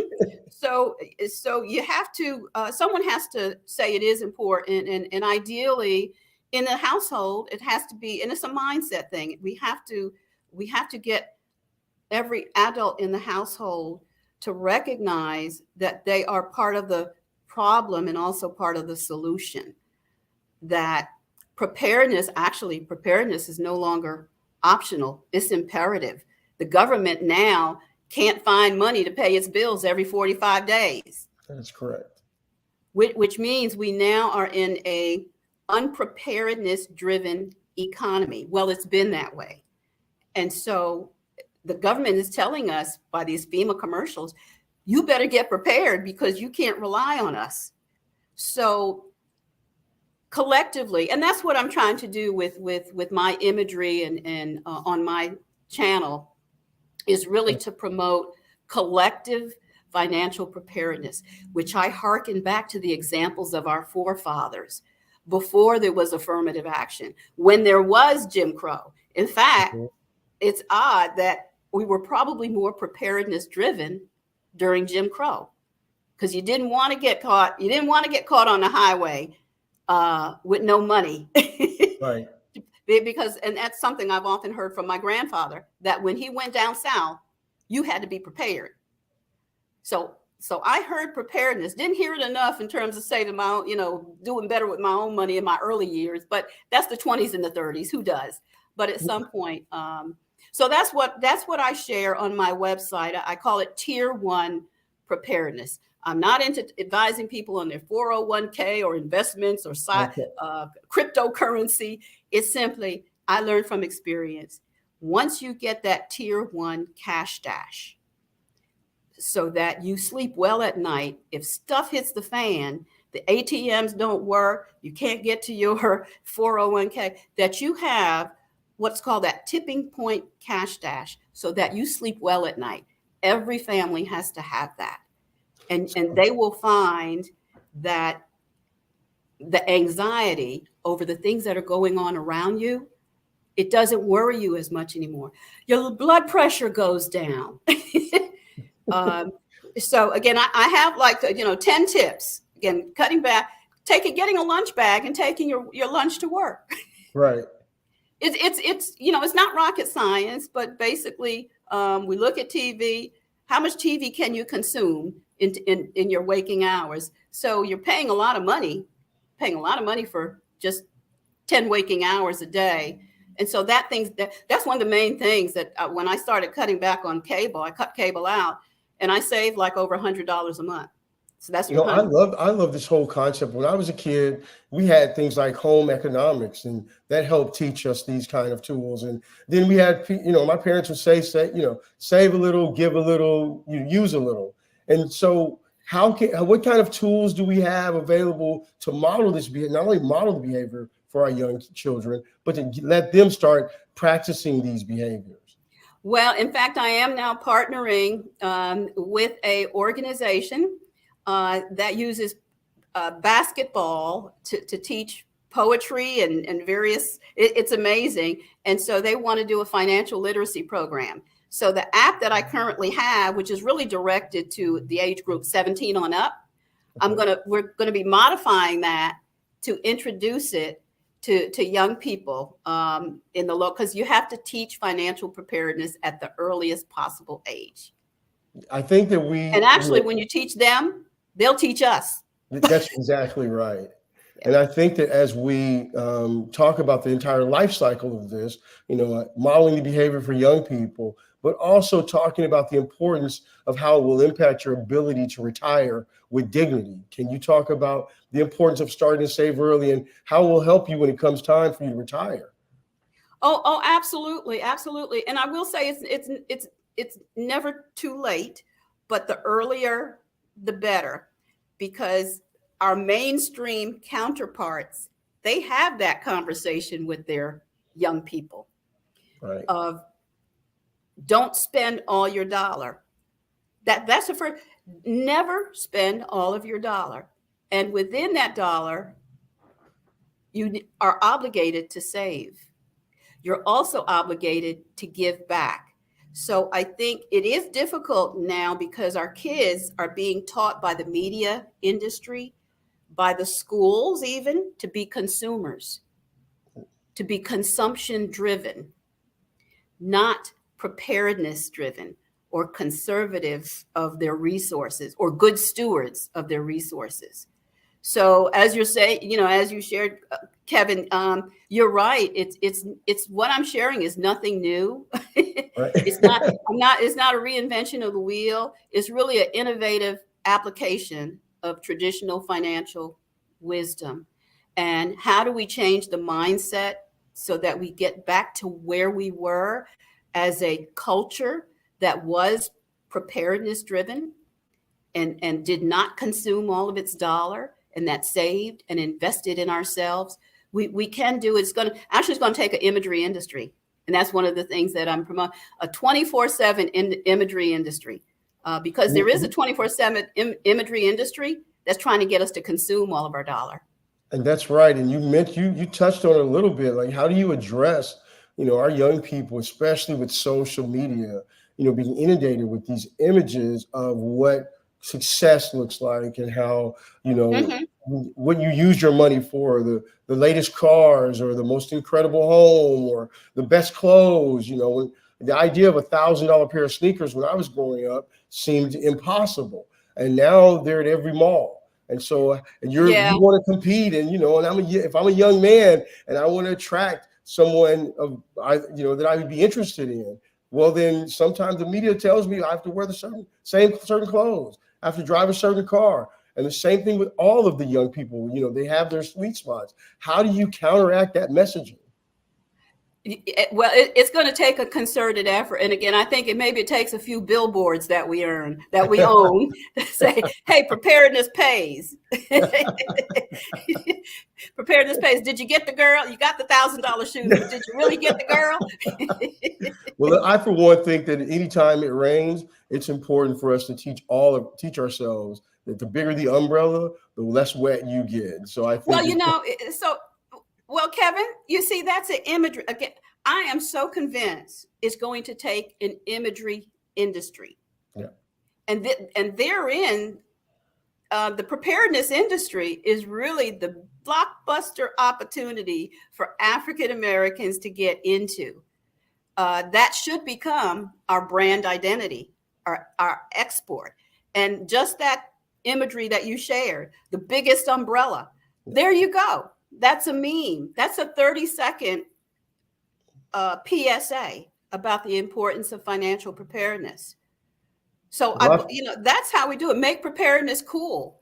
That's how you really get the girl.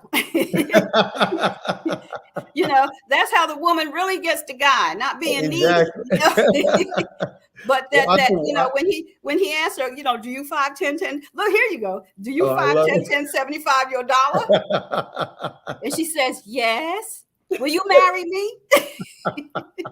All right, we might be going a little bit too far on this. We're getting all the way down to the marriage lines. However, it's that basic that it really is. between men and women, it's collaboration, kinship, security, common that goals. Applies to wherever you fall on the law of attraction scale. The idea of collaboration and the idea of being aligned, particularly with finances, is extremely important, especially if you're looking for long-term relationships. It's clear that, there are two areas that are the most challenging areas, and that's one of them.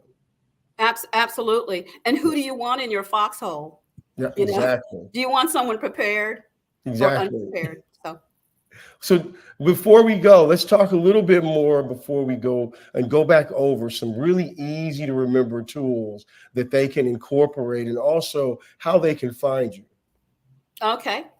And so the most accessible tool, if you're not where you want to be financially, and this is with regard to people who are solopreneurs, entrepreneurs, people who are employees. If you're not where you want to be financially, look at doing a preparedness audit of your dollar. And I have the tool on my website at ipreptothrive.com. It's called Cash Flow 5, 10, 10, 75.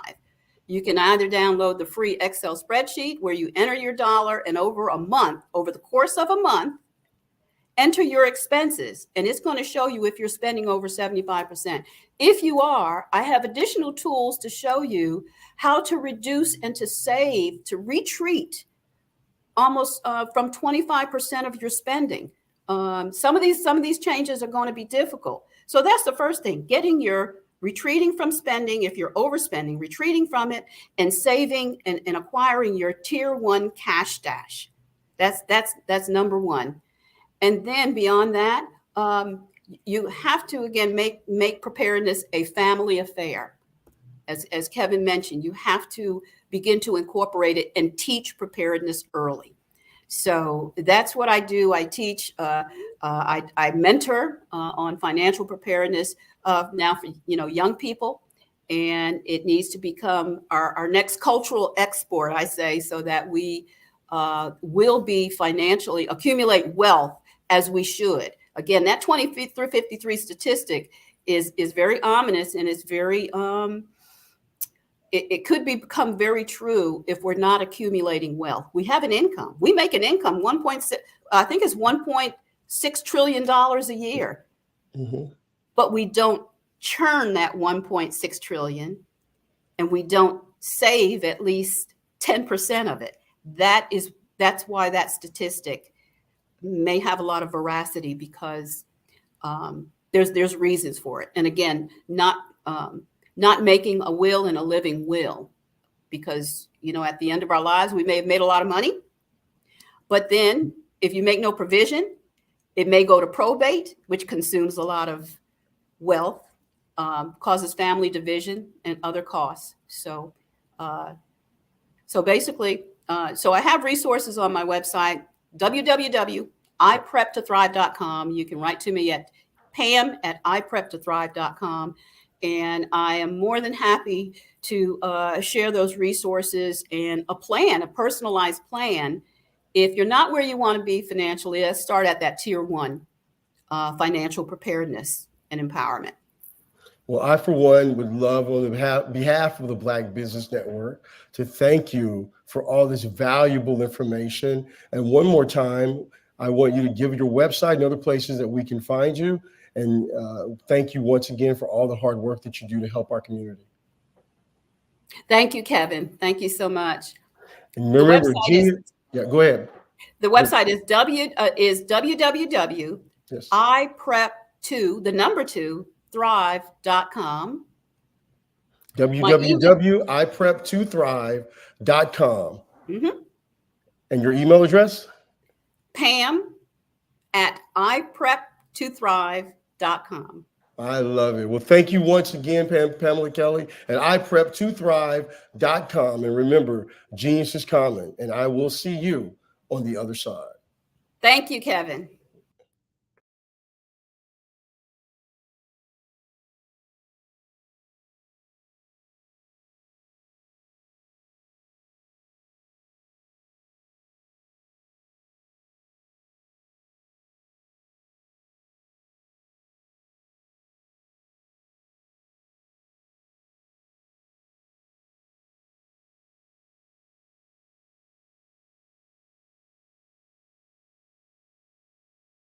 I'd like you to imagine with me, if you will, opening an app where you can collaborate with like-minded individuals from around the world, get inspiration and in-app tools to launch and grow your business, as well as share your knowledge and earn compensation, all in one app.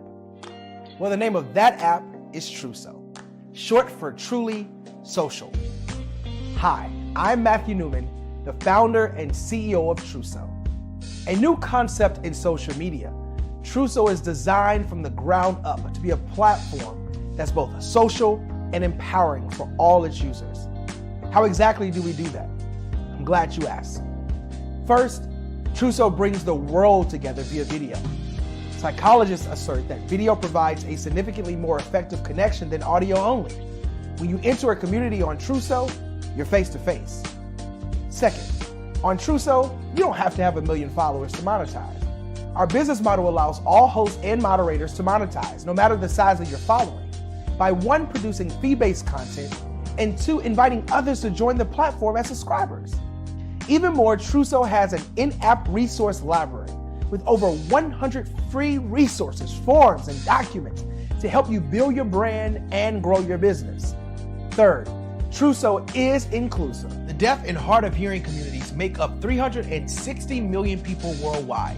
Unlike audio-only apps, Truso embraces its community, providing a networking platform that allows them to participate via video and closed captioning. We even have a deaf and hard of hearing foundation in the works as well. Fourth, Truso is both social and safe.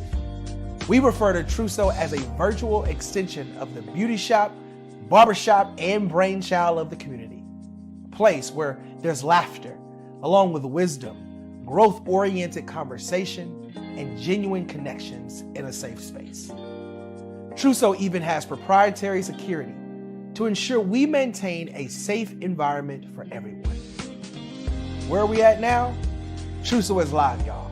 We've launched in beta, and we're acquiring users daily.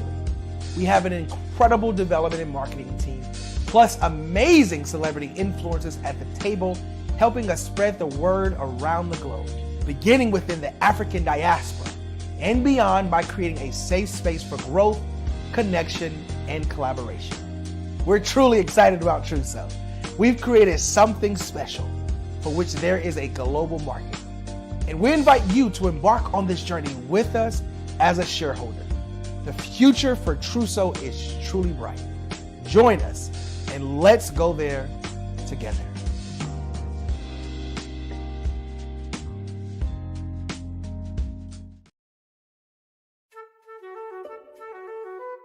This is Dr. Arnold T. Petsworth. He's the owner of Petsworth Vet World, a veterinary clinic in Hopton, Connecticut. His patients include dog, cat, frog, fish, Goldie, dog, and this alpaca. Due to doctor-patient confidentiality, we can't tell you their names. Business at Vet World was steady, and then quarantine hit. Neighbors brought new four-legged friends into their homes. Bunnies. Bunnies everywhere. Dr. Petsworth welcomed these new patients with open arms. The only problem? There were more appointments than he could manage. That's when Dr. Petsworth turned to his American Express business card, which offers spending potential that's built for his changing business needs. He decided to hire a new assistant, Julio, and with spending power built for business purchases, he used his card to furnish a new exam room. Together, Dr. Petsworth, Julio, and American Express Business made sure all the pets of Hopton got the love and care they deserve. And everyone was happy. Get the card built for business by American Express. Artist to me is a creative expression of something from nothing. You know, it explodes onto the canvas, or it explodes on in my work. One of the things that I try to do more than anything is I try to just give the lines and the movements and emotions and expressions into what I do. Art really means to me a chance to express how I feel deep down inside. Most of my art begins as a thought that I might have, you know, whether it's sports, whether it's history, whether it's a woman or a man. It pretty much starts as an idea of thought before I get into the actual image of what I'm going to draw. I do a lot of historical pieces. I was a history minor in college, and I love to do history pieces. And a lot of times I'm thinking about history, and then I try to make that history impact you as you look at it. That's one of the reasons I do pictures so large. You know, people ask me, why do I do the pictures so big? And I tell them, I want the piece to impact them as they're looking at it, to kind of dominate them, dominate their space. And most of my pieces I try to do off page. I don't try to do anything that's going to be in those four corners or in a square. And I want your imagination to be a part of the piece that you're looking at.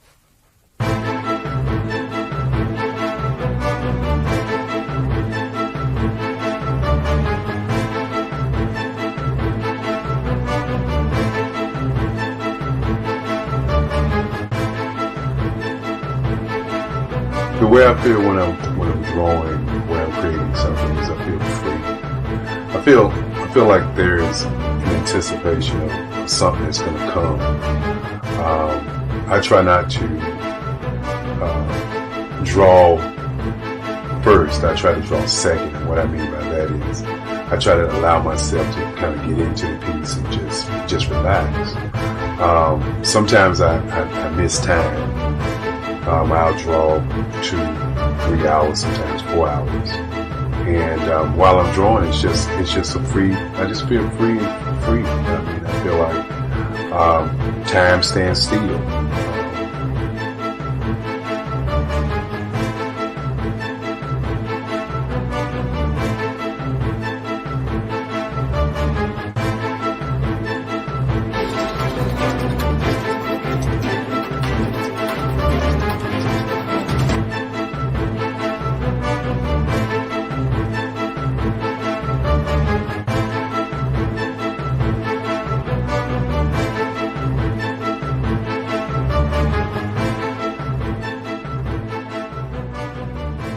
That's what it's all about in terms of the lines and the colors of my work, is to get an expression, to go deeper and past just what you see on the surface, but to go in and try to find an expression that everybody gets a different taste of what that expression is, whether it's anger or whether it's being happy or whether it's being, kind of calm or nonchalant. That expression that people take away from the piece is the most important part of what I do as an artist. bowl is the size of my pieces, where I try to do the piece larger than life, to kind of push forward toward you. And that's what the boldness is all about. It's not so much about the lines, it's about the size.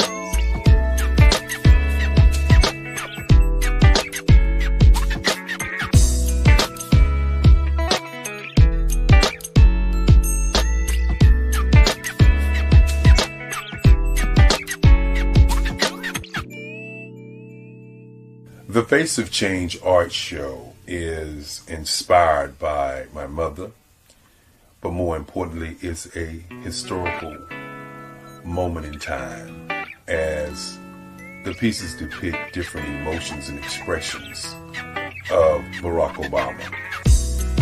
The 44th president is indicative of the 44 pieces of art that I have done in this particular collection. When you begin to think about expressions and portraits, this is a portrait gallery of expressions of what transpired as Barack Obama ran for office. Some of the pictures are abstract and some are expressionistic. And I combined both of those forms of art to create this collection of art pieces.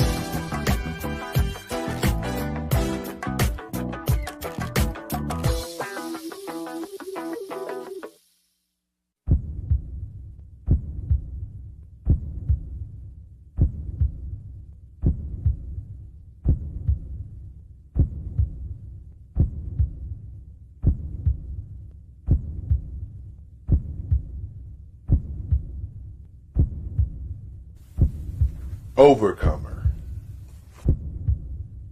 brilliant, ambitious, motivated, awesome. Obama.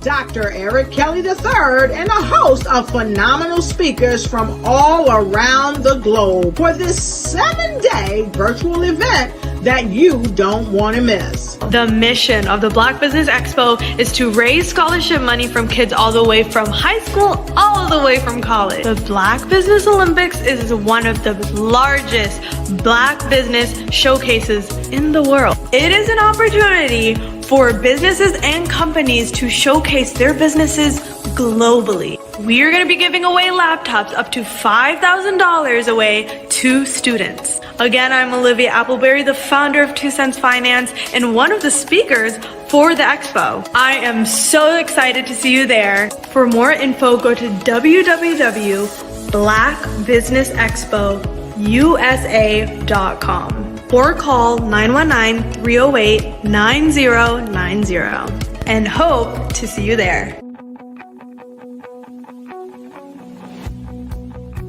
I am Black Business.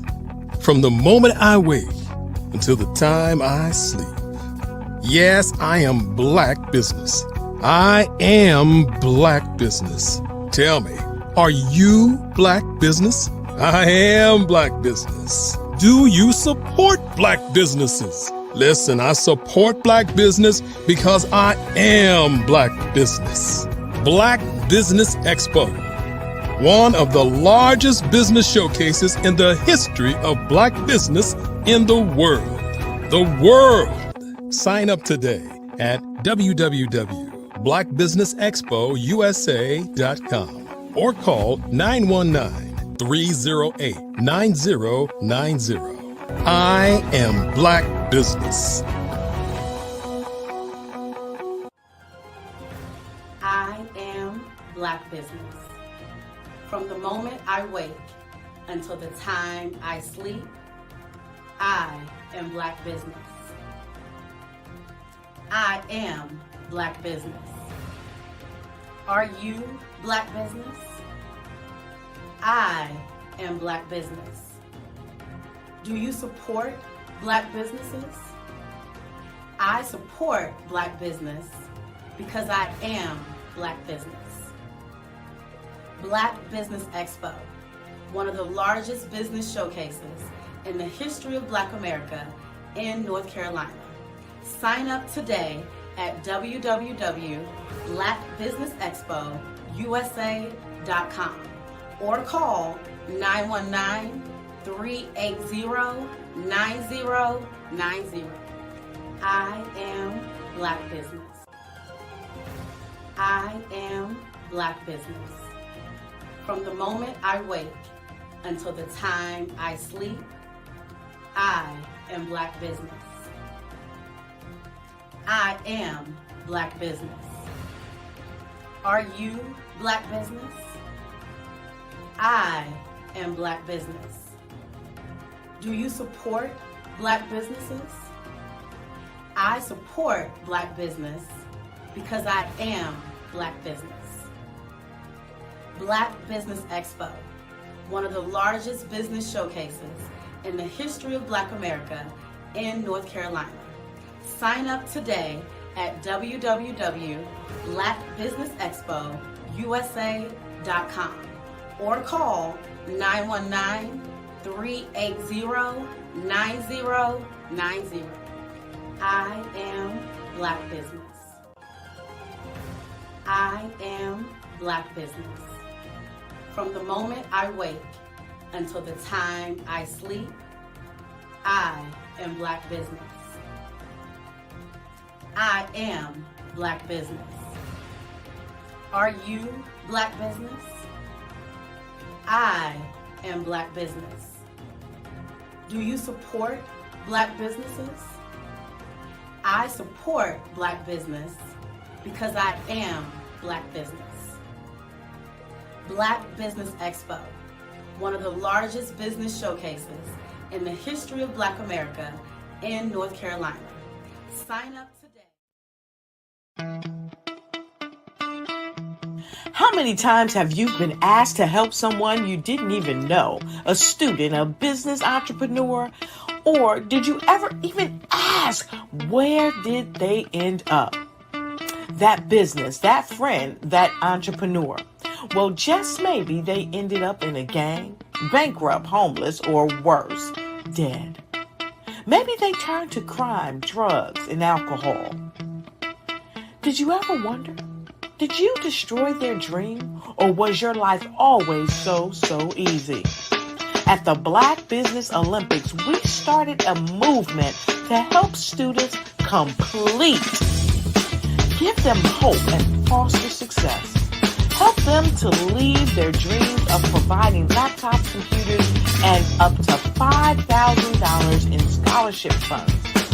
Today, we ask you to help a student, a business owner, or an entrepreneur to realize their dream by sponsoring them, supporting them, and buying from them.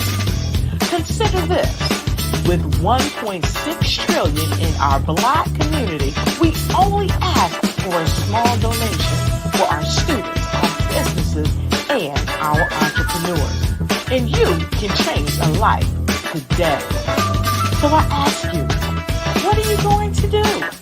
Sit on the sideline and watch our students in high school be losers, miss out on their dream from lack of resources? Or are you going to donate to the movement and change their future and yours as well? Give us a call today at 919-308-9090. Change their life by investing with action to the Black Business Olympic Fund. The Black Business Olympics, one of the largest business showcases of Black business in the history of the world.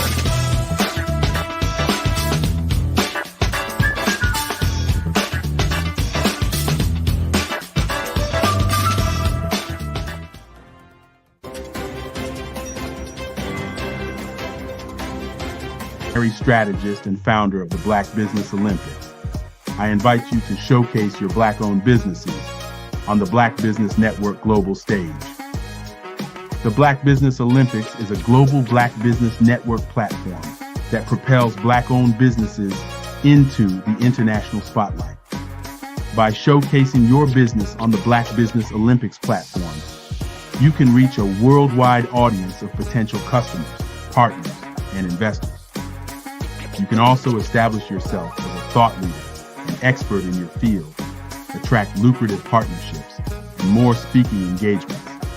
In addition, the Black Business Olympics platform provides a valuable opportunity to connect and collaborate with like-minded entrepreneurs and business professionals from around the world.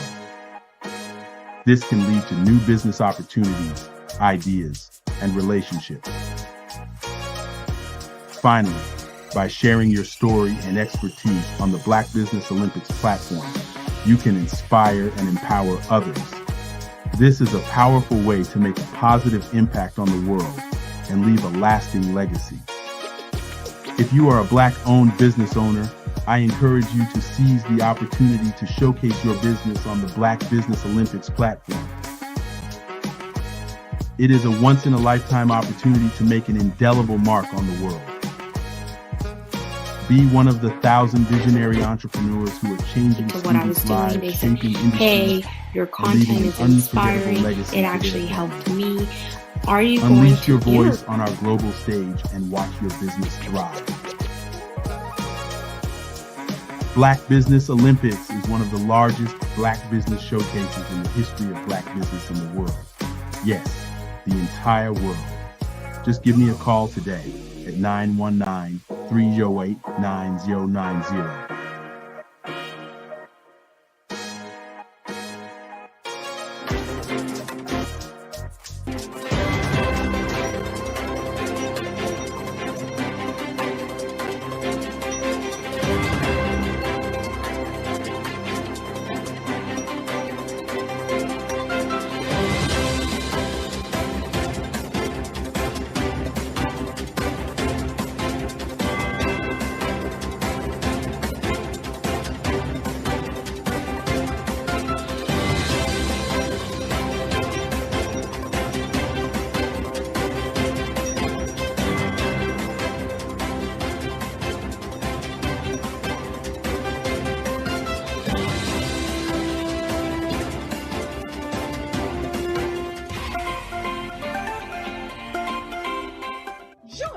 Dr. Eric Kelly III and a host of phenomenal speakers from all around the globe for this 7-day virtual event that you don't want to miss. The mission of the Black Business Expo is to raise scholarship money from kids all the way from high school, all the way from college. The Black Business Olympics is one of the largest Black business showcases in the world. It is an opportunity for businesses and companies to showcase their businesses globally. We are going to be giving away laptops up to $5,000 away to students. Again, I'm Olivia Appleberry, the founder of 2 Cents Finance and one of the speakers for the expo. I am so excited to see you there. For more info, go to www.blackbusinessexpousa.com. or call 919-308-9090 and hope to see you there.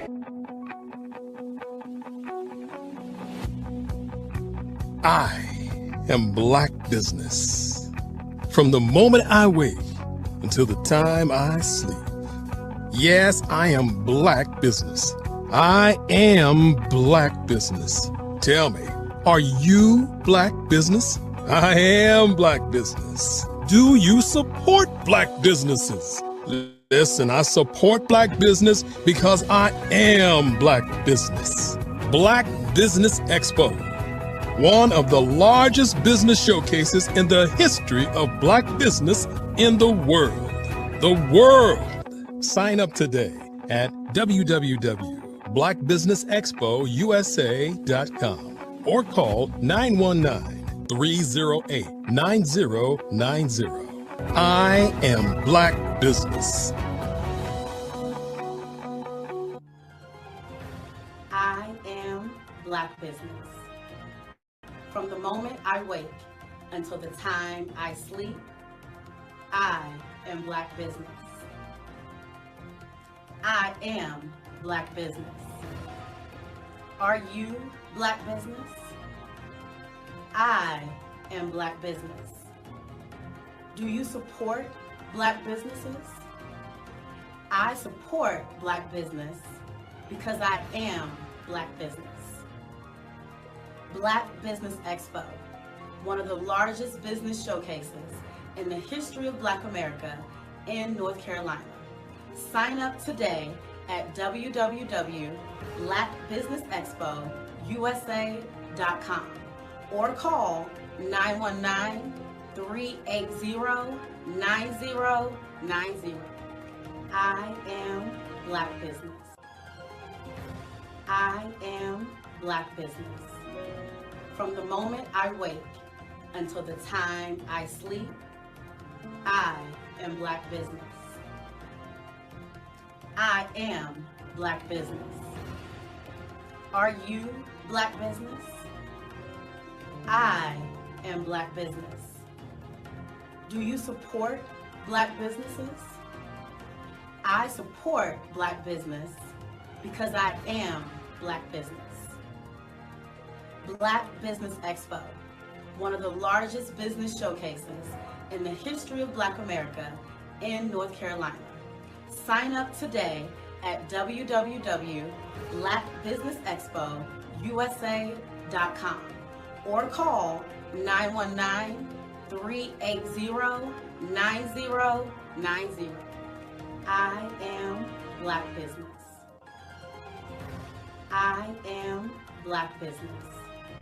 From the moment I wake until the time I sleep, I am Black Business. I am Black Business. Are you Black Business? I am Black Business. Do you support Black businesses? I support Black business because I am Black business. Black Business Expo, one of the largest business showcases in the history of Black America in North Carolina. Sign up today at www.blackbusinessexpousa.com or call 919-380-9090. I am Black Business. I am Black Business.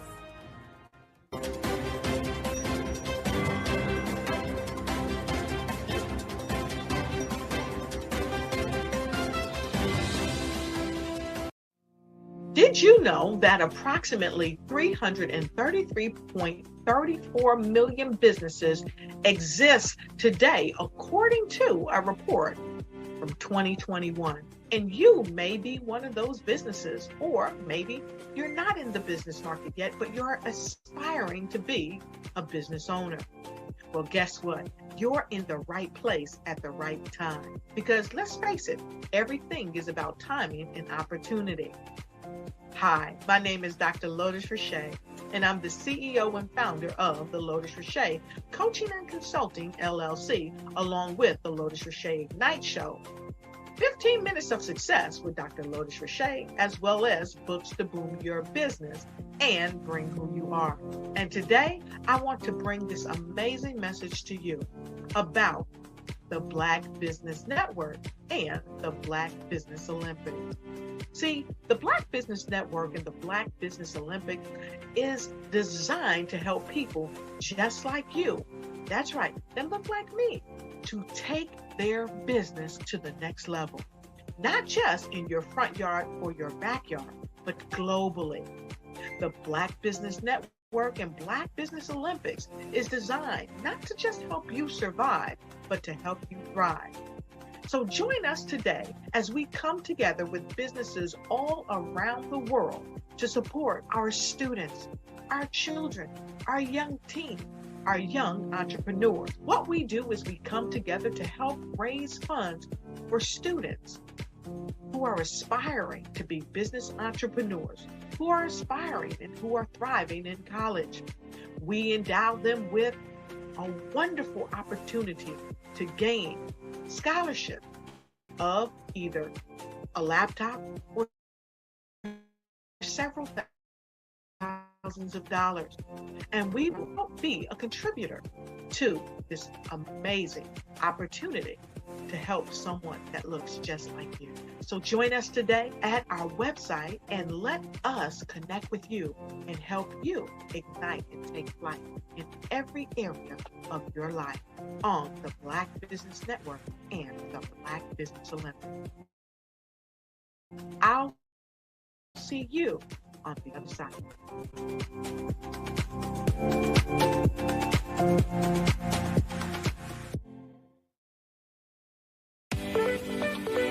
You are in the right place at the right time. The Black Business Network opens again for its Black Business Olympics, a 24/7 broadcast on business, strategies, global branding, social media marketing, finance, advertisement, and much, much more. Featuring the top, most powerful entrepreneurs and speakers and thought leaders from all around the world as they gather together for this phenomenal event. Join the Black Business Network streaming live into the metaverse, STEM City USA, Black Multiverse, Pod TV, Roku, Hulu, iHeartRadio, Apple TV, YouTube, TikTok, Instagram, Google Podcasts, Facebook, LinkedIn, IBM TV, Spotify, and Twitch. Tune in today and be a part of this amazing movement. The Black Business Olympics welcomes you.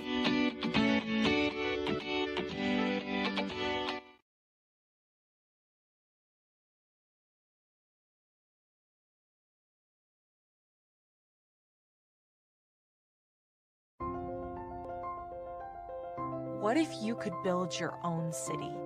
A place where every child can find nurturing people to help them achieve their full potential. A place where every adult can access job training support. Where health education is abundant. Where social justice ruled the land. A place without limitations. Welcome. You have arrived at STEM City USA. It is what every city should be. A safe and trusted community where you find people and resources to help you become everything you are and beyond. STEM City is unlike anything you have ever experienced. It is a digital twin of the world around you, only better.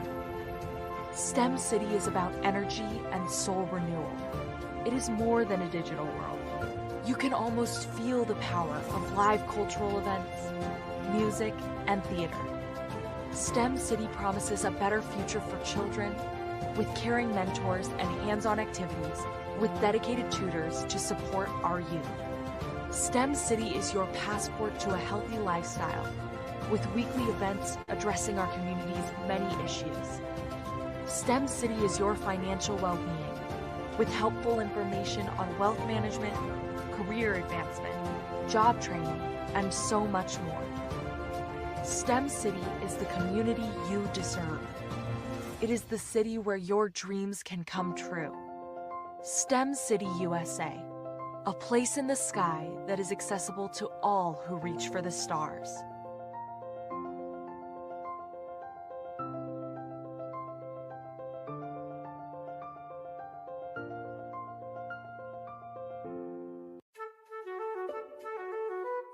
This is Dr. Arnold T. Petsworth. He's the owner of Petsworth Vet World, a veterinary clinic in Hopton, Connecticut. His patients include dog, cat, frog, fish, Goldie, dog, and this alpaca. Due to doctor-patient confidentiality, we can't tell you their names. Business at Vet World was steady, and then quarantine hit. Neighbors brought new four-legged friends into their homes.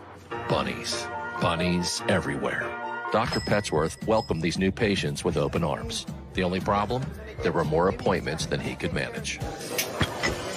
That's when Dr. Petsworth turned to his American Express business card, which offers spending potential that's built for his changing business needs. He decided to hire a new assistant, Julio, and with spending power built for business purchases, he used his card to furnish a new exam room. Together, Dr. Petsworth, Julio, and American Express Business made sure all the pets of Hopton got the love and care they deserved. And everyone was happy.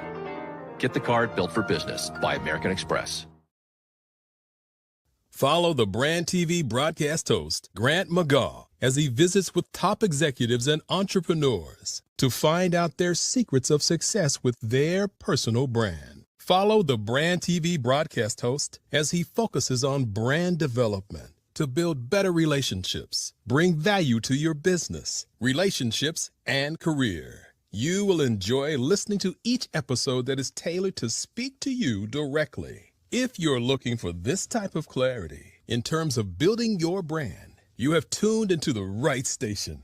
Each episode will help you to shape a conversation in the 5-star BDM network of 20,000 professionals and become a springboard for your corporate engagement and business opportunities. Each guest will frame their story in the areas of personal branding, business development, career development, financial empowerment, and technology innovation.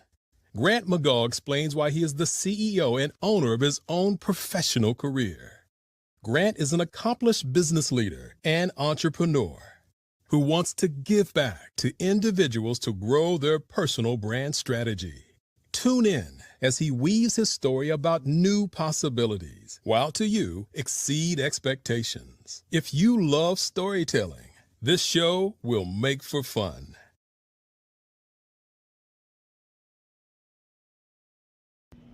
Why do I do what I do? You know, my life coach asked me that a few years ago. And she said, Tony, what's your why? And I told her, and she said, girl, you've already accomplished that. Perhaps you need a new why. Hi, Tony Harris, Amy Hoydu with Say It Said Marketing, one of your students. And just wanted to say thank you, Tony Harris, for spending so much time with me and giving me that boost in my business that I so drastically needed.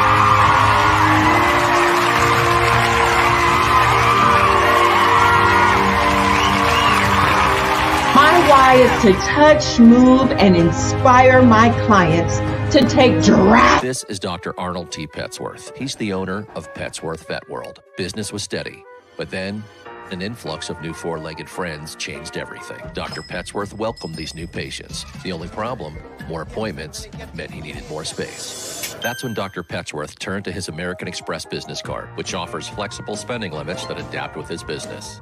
He used his card to furnish a new exam room, and everyone was happy. Built for Dr. Petsworth's business, built for your business, Amex Business. Inspiring. It actually helped me. Are you going to interview? And at the time, I did not foresee myself Follow interviewing. the Brand TV broadcast host, Grant McGaw, as he visits with top executives and entrepreneurs to find out their secrets of success with their personal brand. Follow the Brand TV broadcast host as he focuses on brand development to build better relationships, bring value to your business, relationships, and career. You will enjoy listening to each episode that is tailored to speak to you directly. If you're looking for this type of clarity In terms of building your brand, you have tuned into the right station. Each episode will help you to shape a conversation in the 5-star BDM network of 20,000 professionals. Morning, business owners, entrepreneurs, thought leaders, and corporations. Welcome to the Black Business Network. My name is Grant McGall, CEO of 5-Star BDM. I am your business moderator for this morning on the Black Business Network. The Black Business Network is a 24-hour business network showcasing Black businesses, business owners, entrepreneurs, and thought leaders worldwide. We have speakers from North Carolina, London, Singapore, Africa, Japan, and cities all over the United States. The Black Business Network is a global community sharing its business knowledge to empower, inspire, and educate businesses about business. This morning, we're going to have a fireside chat with David Jones and Cleo Michael, who is an experienced substance abuse counselor. Let us welcome David and Cleo to the Black Business Network. And there's Cleo. Good morning, good morning, good morning. And there's David. Good morning, good morning, good morning. Good morning. Good morning. Well, I am so glad both of you are here. I'm going to get out of your way. I can't wait to hear some of the wisdom and insights that you're about to share. Genius is coming, and I'll see you on the other side. Absolutely. Well, good morning, Miss Cleo. How are you doing? Hopefully all is well. I am doing great. Thank you, David, for having me. And thank you to the Black Business Olympics for having me as well. I'm honored to be here. Awesome, awesome, awesome. Well, I just have to say, if you guys have never heard Miss Cleo, she is absolutely amazing. This woman has transformed her life. She's been able to just take action and show up. And I am just so proud of what she's done, who she's become. And, this is going to be a very inspirational fireside chat that you guys are going to be able to get inside of who Miss Cleo Michael is at the end of the day. And so, you have your business, Set Yourself Free. I would love to know, what inspired you to come up with that name, especially helping women break through, their emotional stagnation. Why that name? Talk to us. Okay, David, thank you for asking. Why that name? Because from my own personal experience to begin with, I had some challenges that I faced in my life, specifically with failures, right? So I had a fear of failure, and there were a number of things that contributed to that fear. Some with failing academically, in classes. Another big failure for me that I thought at the time, right, was having a miscarriage of my very first pregnancy. So that was a huge failure that I perceived at the time. And so because of that, and because of the thoughts that I was having in my head, because of the things that I experienced, right, I became stuck. Right? I was stuck in depression, stuck with anxiety, stuck with my negative thoughts that really weren't working for me. And it got to a point where I got tired of being sick and tired of being stuck. So I decided, you know what? It's time to set yourself free. And I was able to do that because I had the background in counseling and I kind of knew what to do. I just wasn't doing it, right? I wasn't taking action in my life. So I needed to set myself free. And because I was able to do that by following some steps, there came the name, Set Yourself Free. And I was like, you know what? It's worked for me. And hopefully this will work for someone else. I can't keep this to myself. I've got to share it. And so there comes Set Yourself Free life coaching and the process that I teach women. I love it. I love it. And something I now, fully grasp it now because you said it, right? Nobody could do anything for you. You had to make yourself, do that. And you were just sick and tired of being sick and tired. And that's really what it comes down to, is that people have to, be willing to make that commitment that we talked about. People have to be able to say, you know what? I can do this, and really believing in themselves and, just going forward and showing up every single day. And that's, what you do every day. And especially, with you coaching and sharing with other people your story, because, that's the one great thing about what you do, is that you've been down this road. This is something that you get to help other people with. So, with that being said, can you give us, a success story, or transformation from one of your clients that truly, it gave impact, of what you do and how you do it? Yes, I sure can. I remember this one lady I was working with. When I met her, she had feelings of low self-worth. She didn't love herself. And as a result, she wasn't able to allow her spouse to love her, right? She felt like the love that was being shown to her, she was not worthy of it because of her own feelings inside. And so when we got together, and she told me her story. She told me a little bit about her past, some past experiences that was clearly impacting her in the present.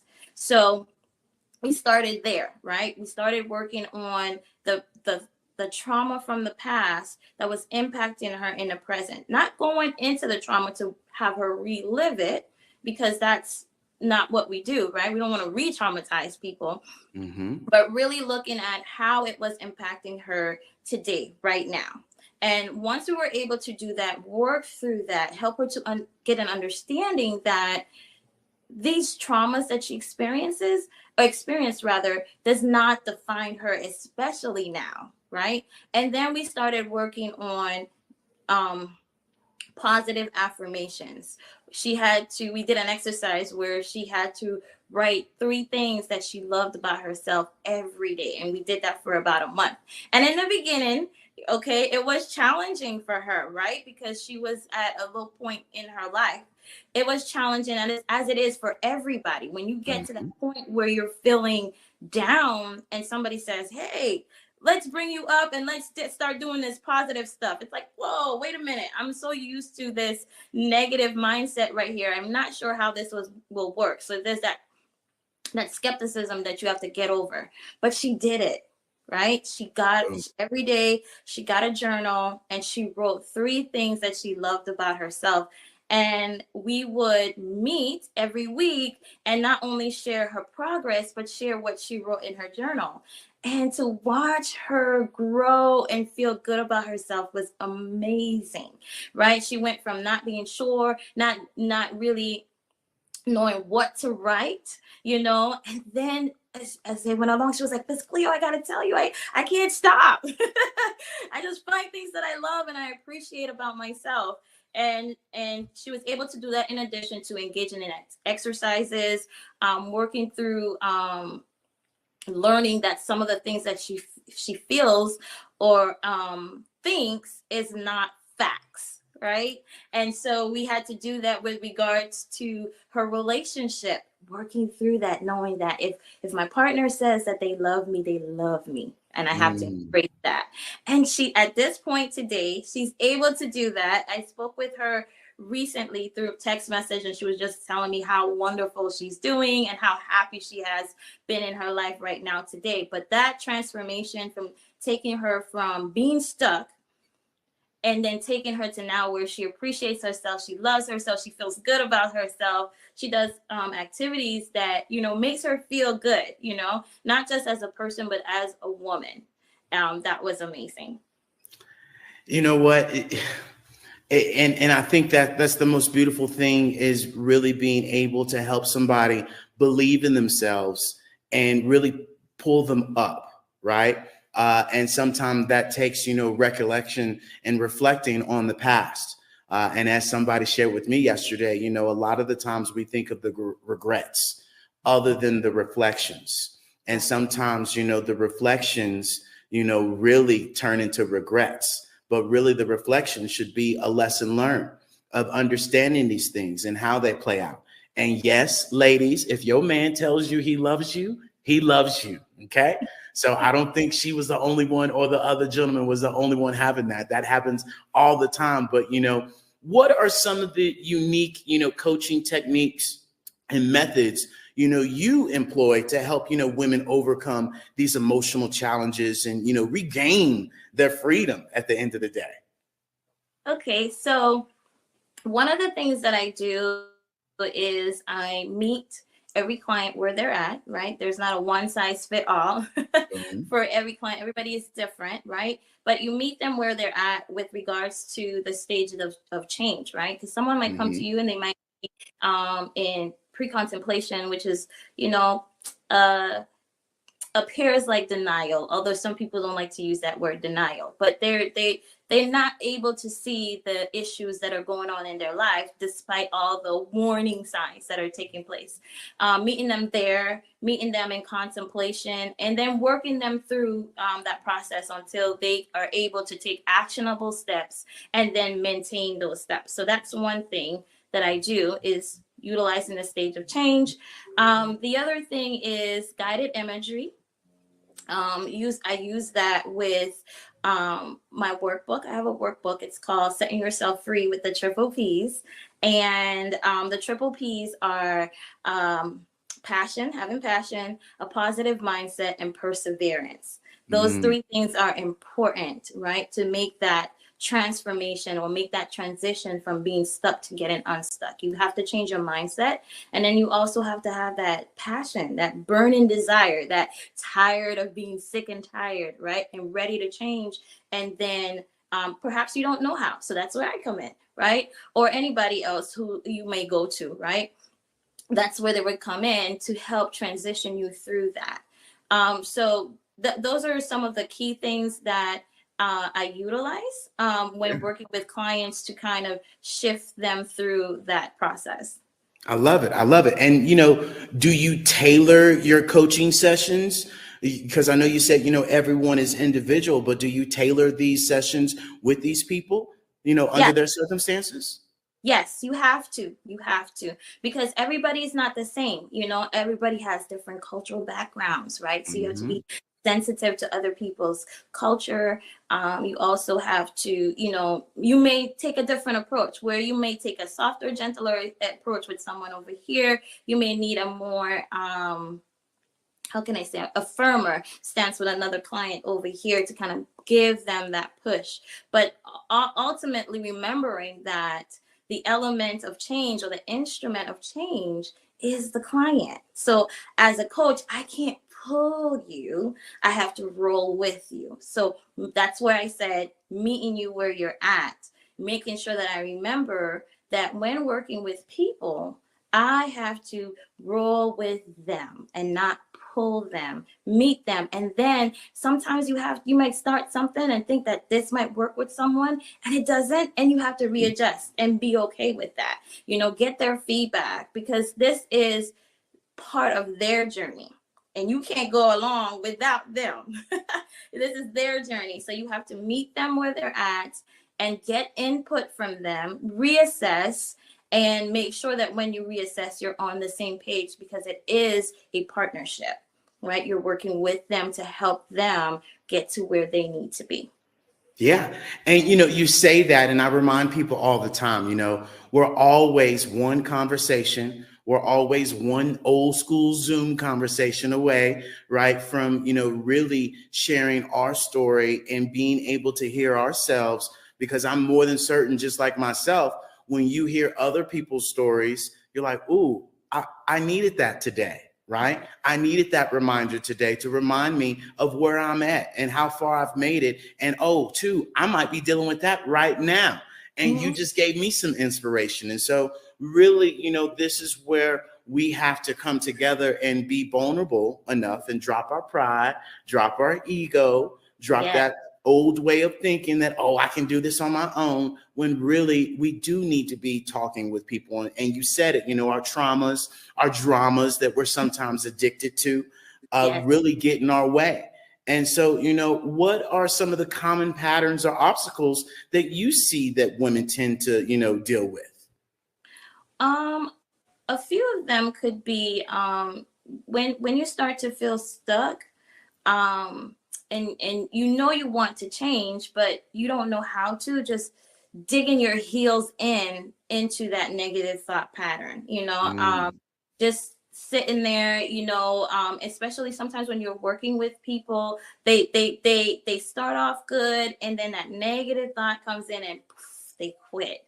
And so what I want to tell any woman out here right now today, or anyone in general, right? It doesn't have to be women. I know I work with women, but for people in general, when we start to feel stuck and when we encounter challenges on our road to changing our mindset or making that transformation, to know that it's okay to experience those challenges, embrace them, look at them as learning experiences. It's not an opportunity to say, I quit. It's very easy. The pattern that I've noticed is that it's easy to slip back because that's what you're used to, right? It's the same thing with addiction, right? I also have background with working with people in substance abuse. They start to do well, something happens, along the way, like maybe they can't, they went to treatment and they're clean now, they're getting out of treatment, and their family has their kids, and they're like, I'm clean now. Yeah, I'm ready to be a parent. And the family's like, no. No, we want to see you consistently staying clean and sober first before you get back into this child's life and disrupt them. And sometimes for people, they're like, what you mean, no? I did this work. And then they fall back into old patterns and old behaviors. And then the relapse comes in. So the same thing with our mindset. And when we think about the stages of change, part of that model is relapse.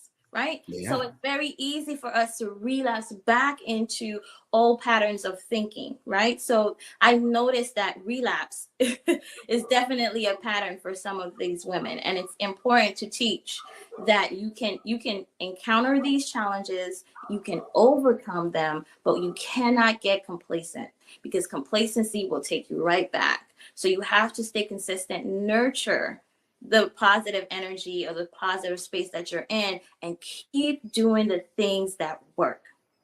Don't stop. Don't feel like I've arrived. I got a positive mindset right now, so I don't got to do self-care. No.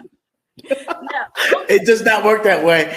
And you say something because that's spot on, right? That, we get to a certain point where we think we're good enough. And then, time goes by and you think to yourself 60,000 to 80,000 times a day. Half of that is false, right? And a lot of it is negative. Did you know we think 5 negative things before we think of 1 positive thing?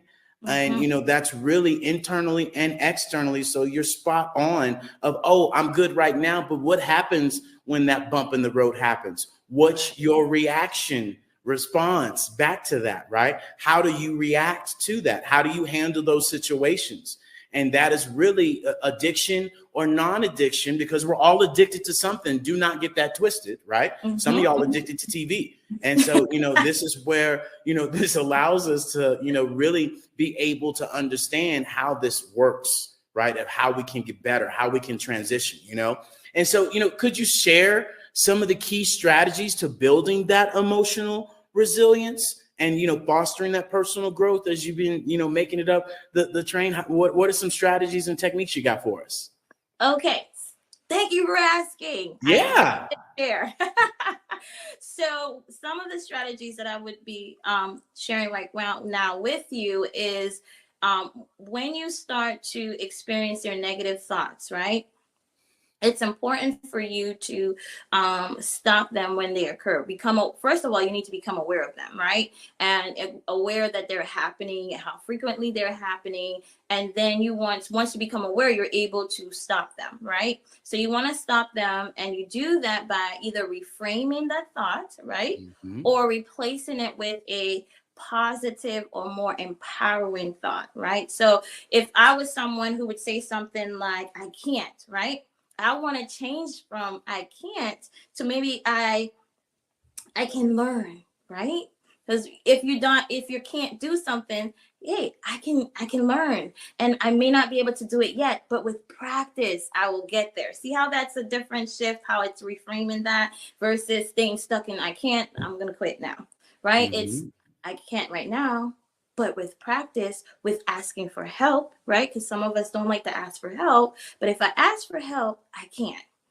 So I often teach people to reframe their thoughts using 3 statements, right? I can, I am, and I will. And then you can follow that with whatever it is that you're going to do. So that's one thing.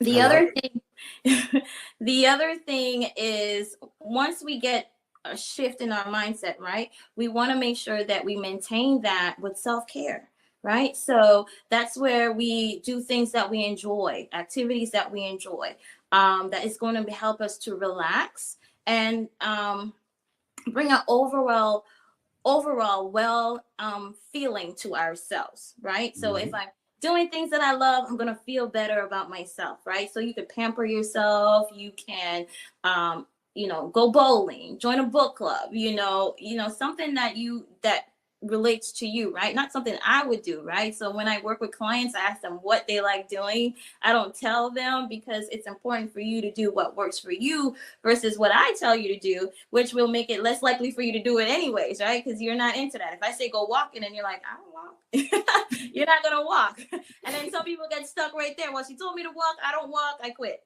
So you want to connect with things that you enjoy doing, right? And then you want to also think about implementing gratitude into your life, because staying every day, 3 things that you're grateful for, that also changes how you feel, right? And it helps you to stay positive even when negative things or challenges or obstacles are occurring in your life. So you want to practice self-care, you want to practice gratitude.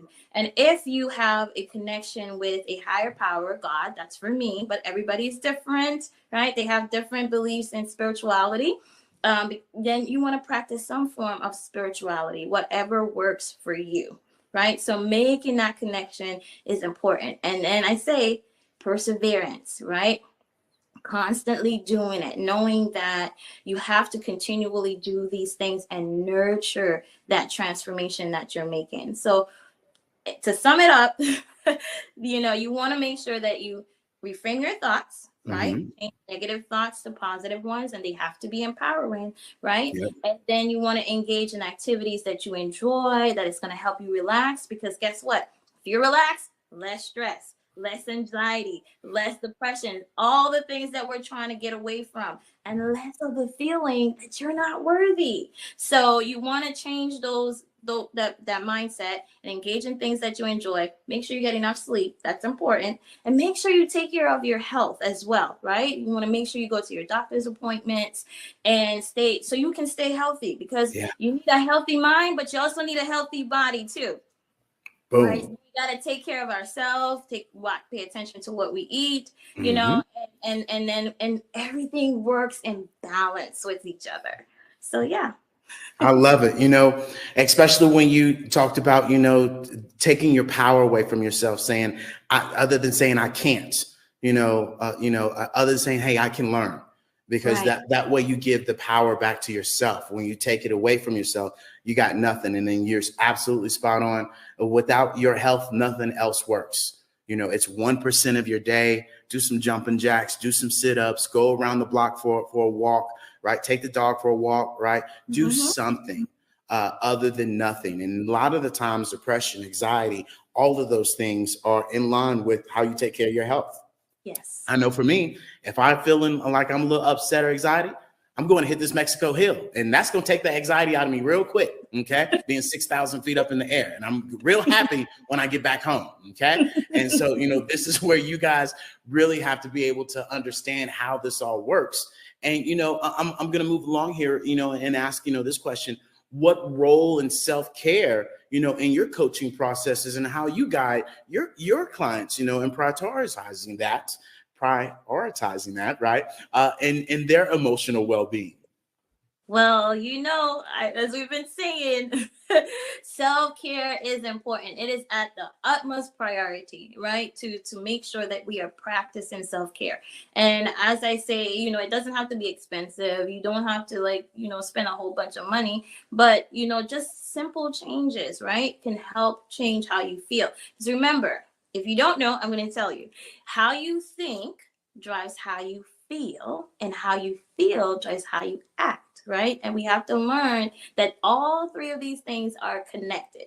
So if we change the way we think and we change the way we act, right? We put in a self-care activities, then we're going to change the way that we behave, meaning how we respond in our environment and how we respond to others and how we take action in our business. That's important too, because everybody on here, our business has some type of business, right? So that's important. And we have to learn how to respond versus react, right? Reaction is that knee-jerk thing that we do. So if we can get in control of our mind, right, and not let our minds be in control of us, then we make better decisions. And part of that, absolutely, to keep all of that in check, is self-care. It is very important. I can't stress that enough.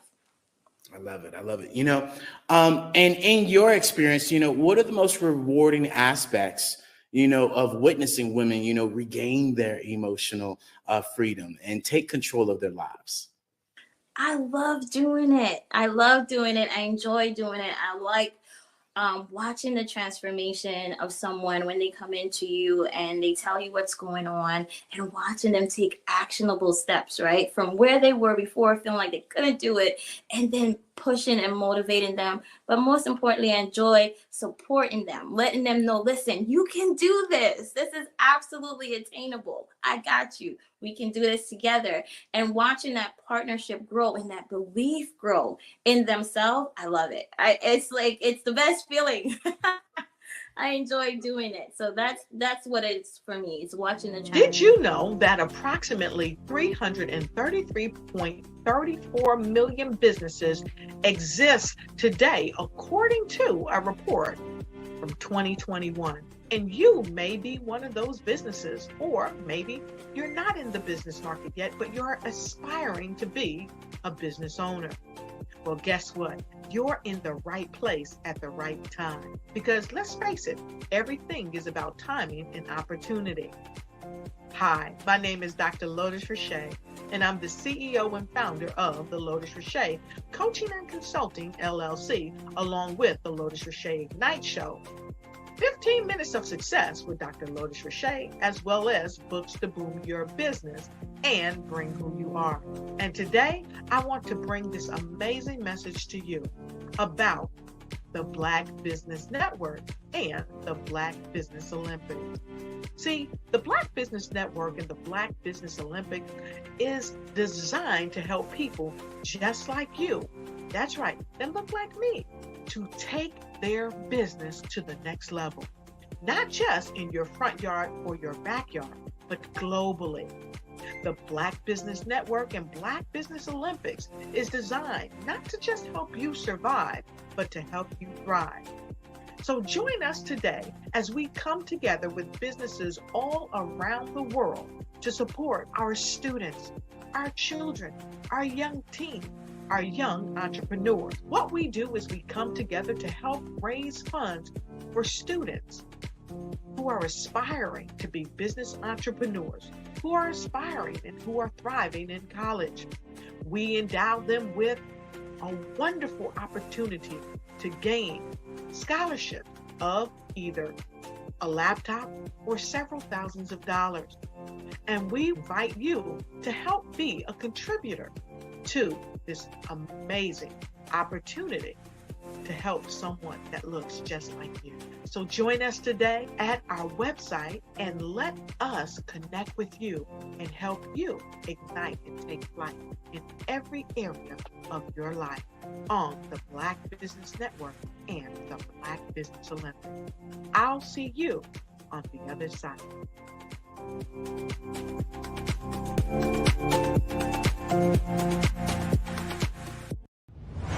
Social media is evolving. It's more vibrant, more colorful, more energetic, and so are you. It's not just photos anymore. It's video, it's audio, it's subscriptions. And now there's Fanbase, a new monetized social network. Fanbase delivers the complete native app experience with full content monetization for every user. No algorithms that shadow ban your engagement or growth, and no ads. Follow anyone for free and subscribe directly to your favorite creators for $4.99 a month. Plus, show some love by tipping on any post. Also, make a fan base page and monetize your content the same way. Finally, connect with your followers by posting the amazing content you already create. And now, get paid for it. It's time to energize and monetize. Because everyone's a fan of something, and everyone has a fan base.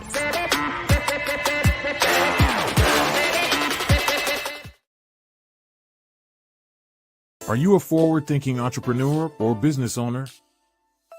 The world is changing faster than ever, and it's time to pivot and adapt to the future. Hello LLC is here to help you do just that.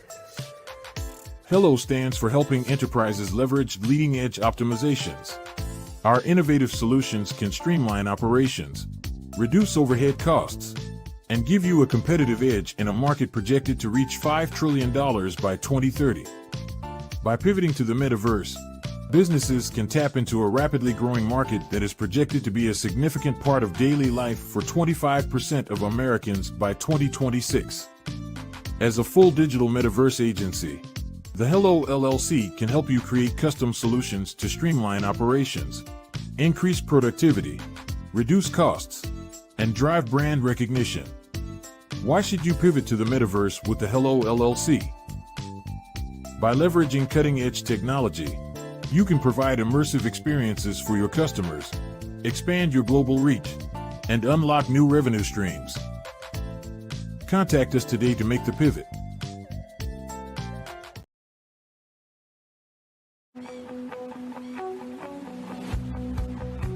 I am Black Business.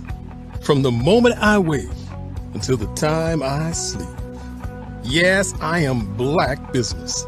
I am Black Business.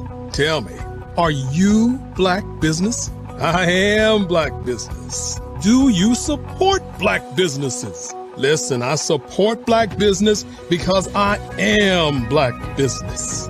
Black Business Expo, one of the largest business showcases in the history of Black business in the world. The world. Sign up today at www.blackbusinessexpousa.com or call 919-308-9090. I am Black Business.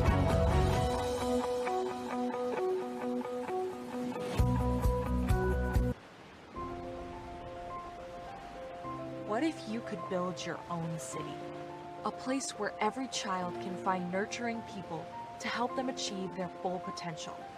A place where every adult can access job training support, where health education is abundant, where social justice ruled the land.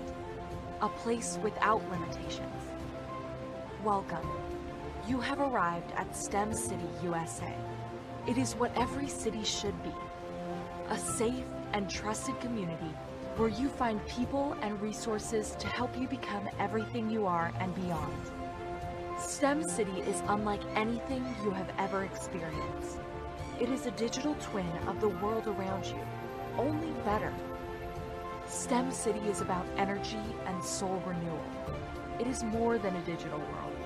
You can almost feel the power of live cultural events, music, and theater. STEM City promises a better future for children, with caring mentors and hands-on activities, with dedicated tutors to support our youth.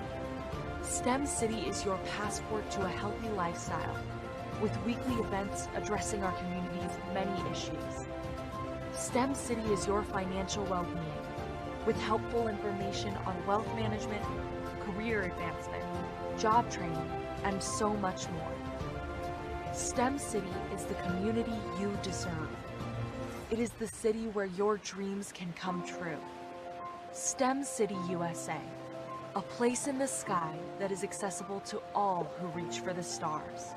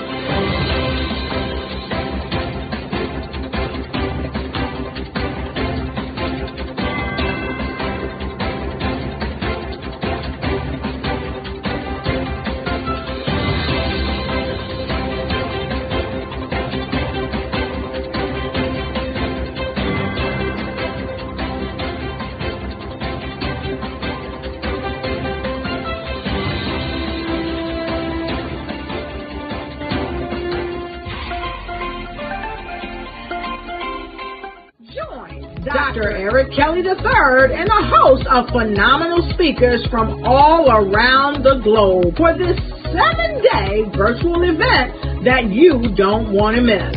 The mission of the Black Business Expo is to raise scholarship money from kids all the way from high school, all the way from college. The Black Business Olympics is one of the largest Black business showcases in the world. It is an opportunity for businesses and companies to showcase their businesses globally.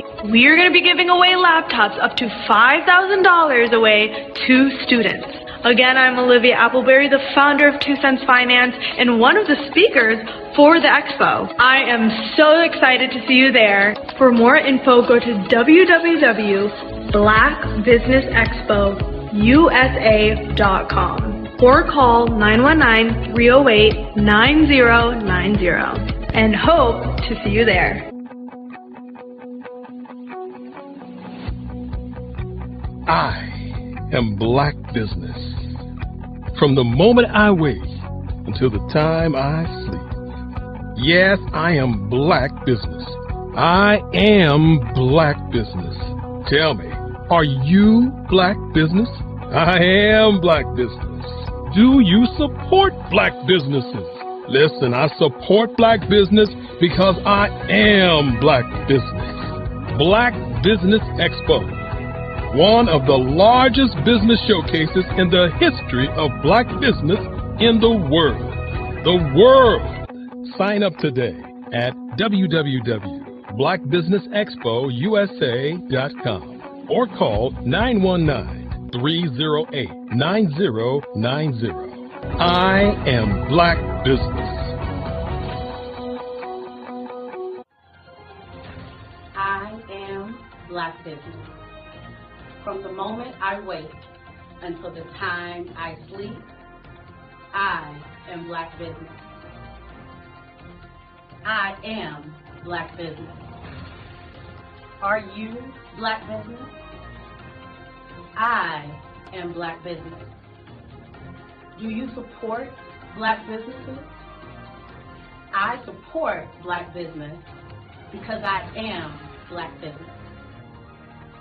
Black Business Expo, one of the largest business showcases in the history of Black America in North Carolina.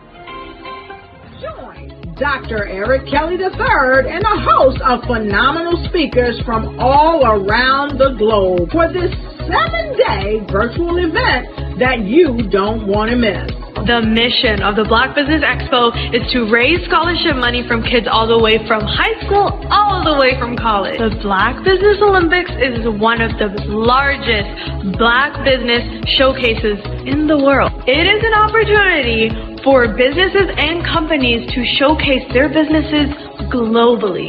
We are going to be giving away laptops up to $5,000 away to students.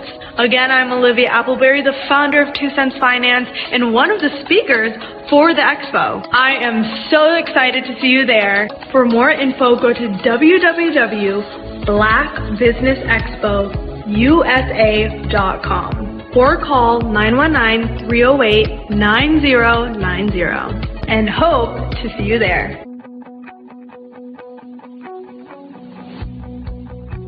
I am Black Business. From the moment I wake until the time I sleep. Yes, I am Black Business. I am Black Business. Tell me, are you Black Business? I am Black Business. Do you support Black businesses?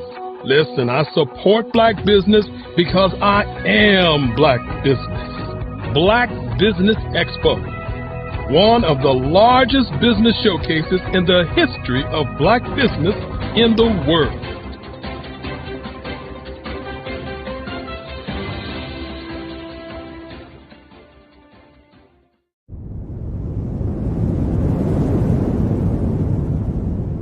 Hello, I am Dr. Eric Kelly III, the visionary strategist and founder of the Black Business Olympics. I invite you to showcase your Black-owned businesses on the Black Business Network global stage. The Black Business Olympics is a global Black Business Network platform that propels Black-owned businesses into the international spotlight. By showcasing your business on the Black Business Olympics platform, you can reach a worldwide audience of potential customers, partners, and investors. You can also establish yourself as a thought leader and expert in your field, attract lucrative partnerships, and more speaking engagements. In addition, the Black Business Olympics platform provides a valuable opportunity to connect and collaborate with like-minded entrepreneurs and business professionals from around the world. This can lead to new business opportunities, ideas, and relationships. Finally, by sharing your story and expertise on the Black Business Olympics platform, you can inspire and empower others. This is a powerful way to make a positive impact on the world and leave a lasting legacy. If you are a Black-owned business owner, I encourage you to seize the opportunity to showcase your business on the Black Business Olympics platform. It is a once-in-a-lifetime opportunity to make an indelible mark on the world. Be one of the 1,000 visionary entrepreneurs who are changing students' lives, shaping industries, and leaving an unforgettable legacy for their families. Unleash your voice on our global stage and watch your business thrive. Black Business Olympics is one of the largest Black business showcases in the history of Black business in the world. Yes, the entire world. Just give me a call today at 919-308-9090.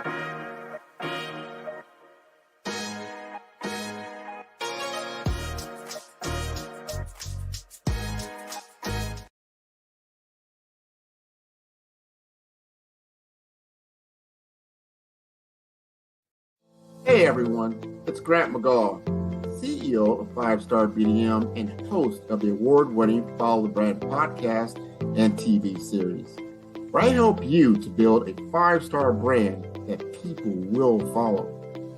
My genius is personal brand development through intelligent communication and helping you achieve your business and career goals. I am a requested speaker on digital technology and brand development issues. I want to work with you to increase the value of your current opportunities while attracting new ones. Every one of you is unique, and we all share challenges that can be addressed through smart branding. As a super connector, I work with you as an executive coach to guide you along the complicated business and career development road, providing the enhancement tools and information you need to succeed. Together, I will help you succeed in today's challenging business climate. I will evaluate and measure your progress. Best of all, I am right alongside you every step of the way. Build the brand called you. Genius is coming. I am from Washington, D.C., but I was raised in Durham, North Carolina. I came to Durham when I was about 5 or 6, and then I traveled back and forth to D.C. because it's where my people are from.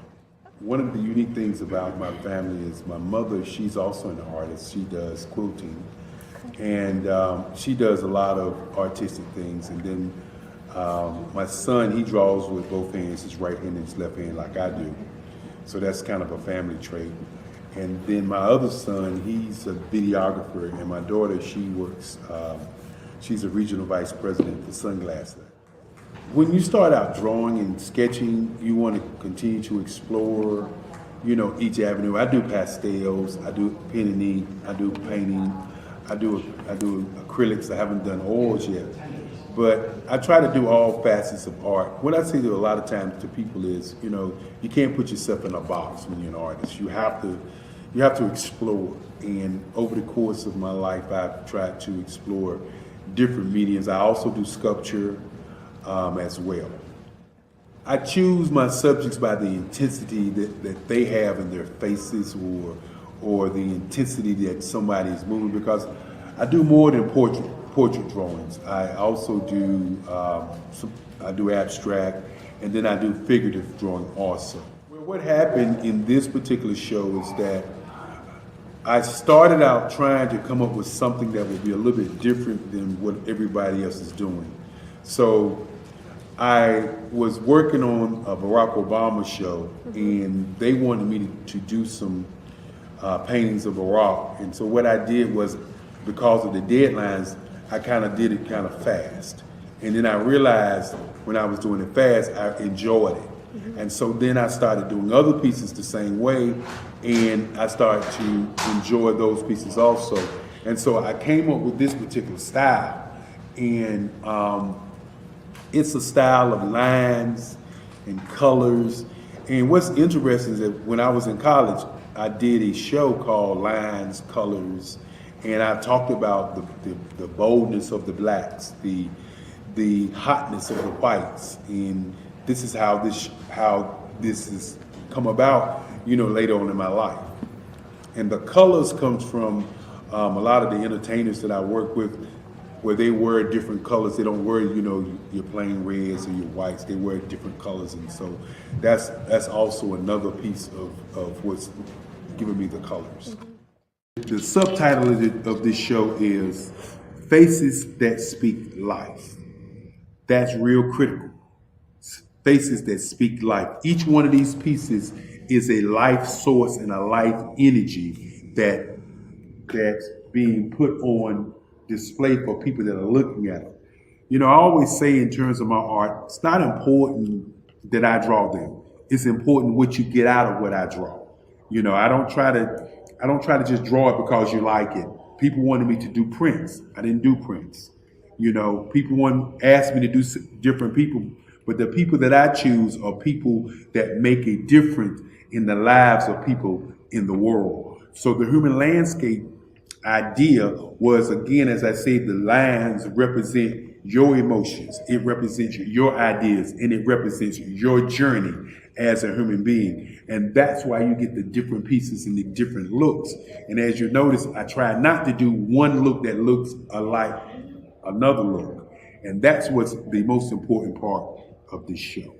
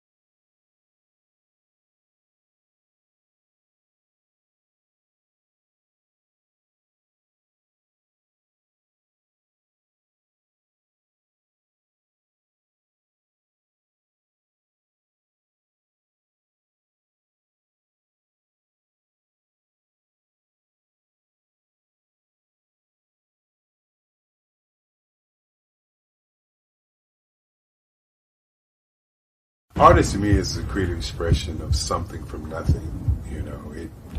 It explodes onto the canvas, or it explodes on in my work. One of the things that I try to do more than anything is I try to just give the lines and the movements and emotions and expressions into what I do. Art really means to me a chance to express how I feel deep down inside. Most of my art begins as a thought that I might have, whether it's sports, whether it's history, whether it's a woman or a man. It pretty much starts as an idea of thought before I get into the actual image of what I'm going to draw. I do a lot of historical pieces. I was a history minor in college, and I love to do history pieces. And a lot of times I'm thinking about history, and then I try to make that history impact you as you look at it. That's one of the reasons that I do pictures so large. People ask me, why do I do the pictures so big?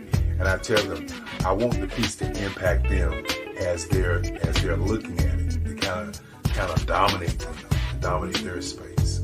And most of my pieces I try to do off page. I don't try to do anything that's going to be in those four corners or in a square. And I want your imagination to be a part of the piece that you're looking at.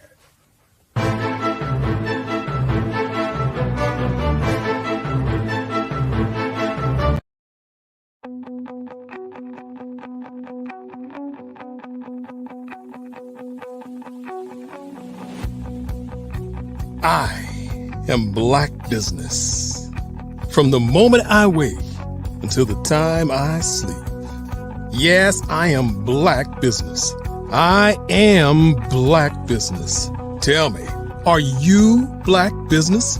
I am Black Business. Do you support Black businesses? Listen, I support Black business because I am Black Business.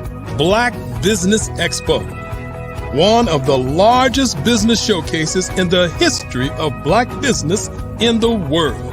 The world!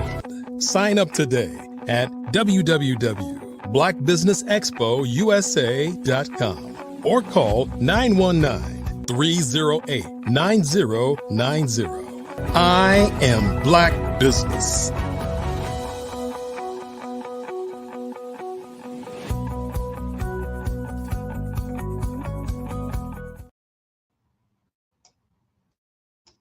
Good evening, business owners, entrepreneurs, thought leaders, and corporations. Welcome to the Black Business Network. My name is Anya Goldsby, and I am going to be your business moderator for this evening on the Black Business Network. So tonight, the Black Business Network is a 24-hour business network showcasing Black businesses, business owners, entrepreneurs, and thought leaders worldwide. We have speakers from North Carolina, London, Singapore, Africa, Japan, and cities all over the United States. The Black Business Network is a global community sharing its business knowledge to empower, inspire, and educate businesses about business. Our next speaker is Princess Dr. Rhoda Zione Alale. Princess Dr. Rhoda Zione Alale from Delta State, Nigeria, is a Healthy Smart Homes National Scholar, distinguished researcher and residence currently at the Center of Health Equity at Columbia University Teachers College in New York City. She is a board certified as both a registered nurse and an environmental health physicist. Her expertise in applied biophysics graced her to design health and agricultural systems for kings of Africa, Saudi Arabia, and business enterprises of Canada. She is also an United Nations Global Goals Ambassador for Sustainability in Health and Agriculture. She has many awards and is a double gold medalist in environmental engineering innovations for her nanotechnology inventions that enhance solar energy systems and reduce the effects of radiation from cell phones and electronics. Dr. Charles Maudlin, the Cleveland Clinic, stated that her nanotechnologies may create a new area in medical research.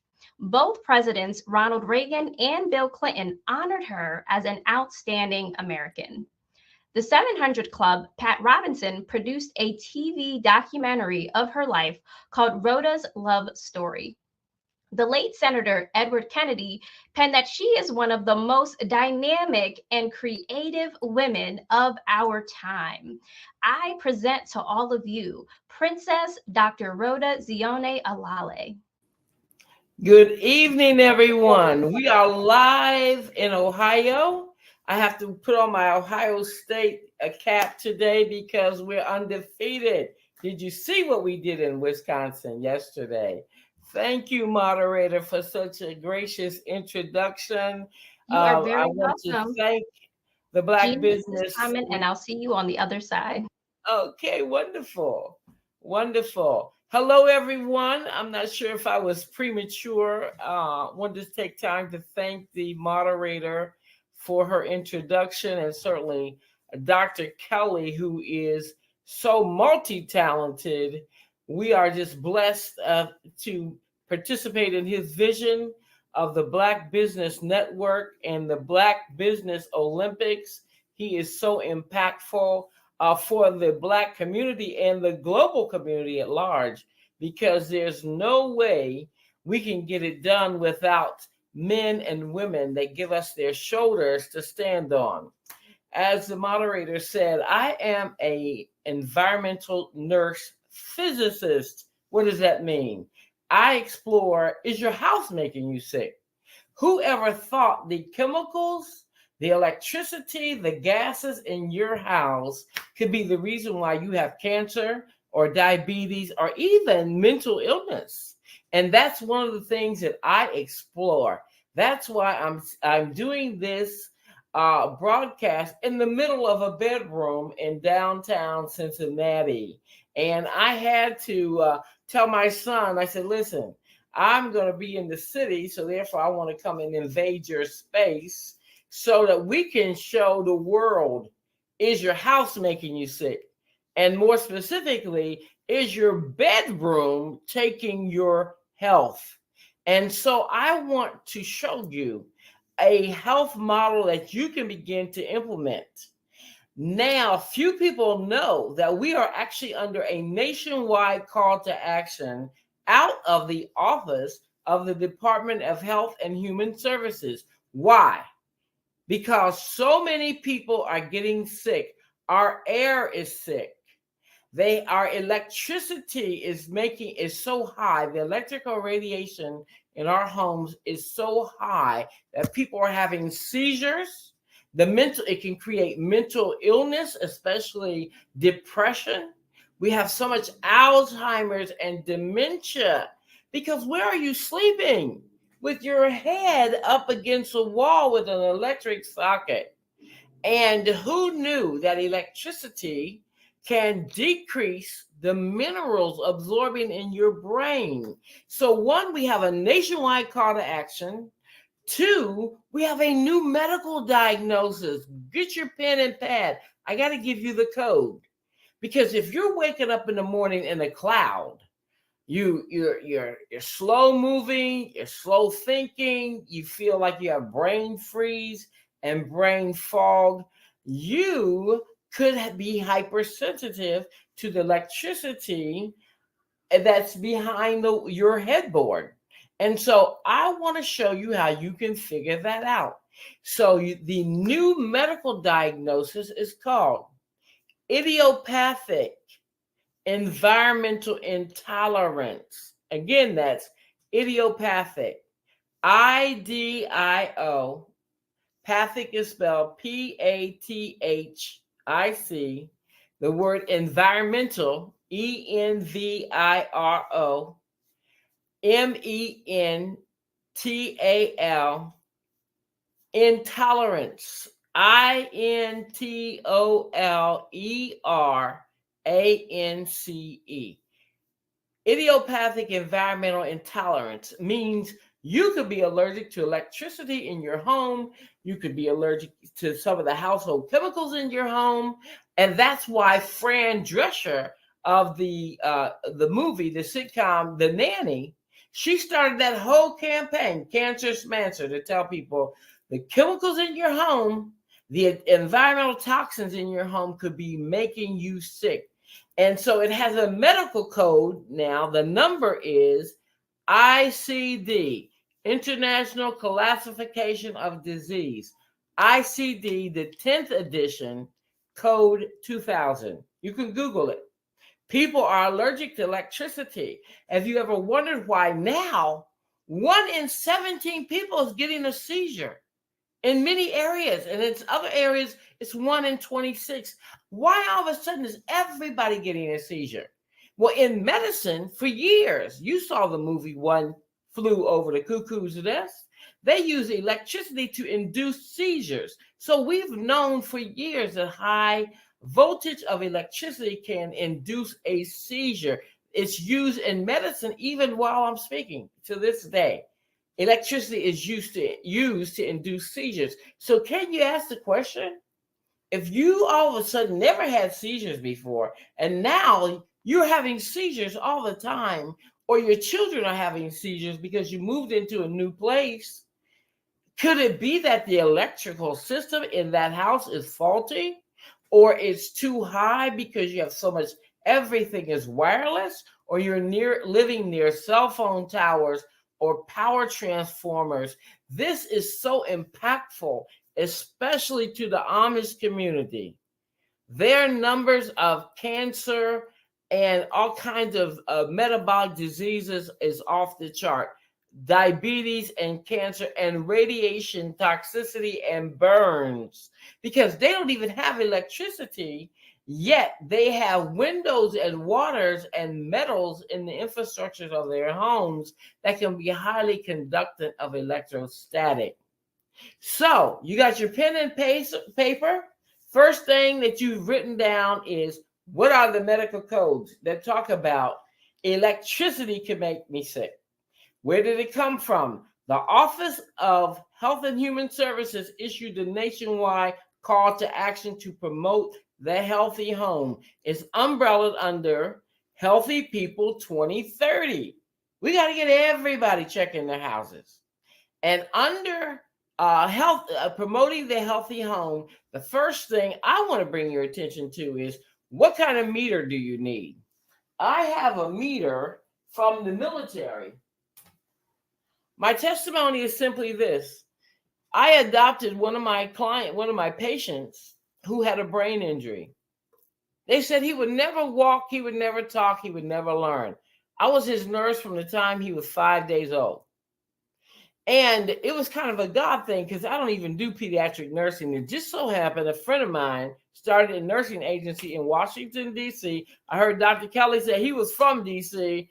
I love D.C. And I want to pause just for a second to give a shout out to Durham, North Carolina, because I love the brothers and sisters at North Carolina Central University who invited me to do a TED Talk there on this very matter. And that got me a global stage of doing all kinds of projects in Africa.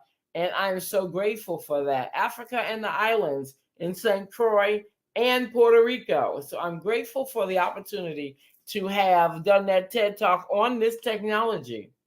And so I adopted my son and we moved into a new house that had Wi-Fi. Wi-Fi came on the scene as a DSL that dialed up through the phone. Y'all remember? I know you're not that old. So anyway, when Wi-Fi came, you plugged it in and you got the modem and it came through the phone. My son was actually an exchange student, an American exchange student in Penang, Malaysia. He was aspiring to be on the Olympic team for Silat martial arts. And so he made the world touring team and he was training with the world champion in Silat martial arts in Penang, Malaysia. Yes. He overcame so many obstacles that none of what they prophesied would be his prognosis came to pass, because I served the Most High God. And one thing I found out as being a nurse, I never went to work without God. I never cared for anybody without praying for them. And I prayed my son all the way up out of physical disabilities that they had said he will never walk, talk, or learn. He did all of that. But when we moved from Washington, D.C. to Ohio, not knowing Ohio had a lot of toxic waste that was radioactive vaulted here from World War II, we were living in an inferno of electrostatic in an all totally electric house. And my son woke up one morning and all of a sudden his ability to process and learn was like gone. He went to the hospital. We took him to a number of specialists.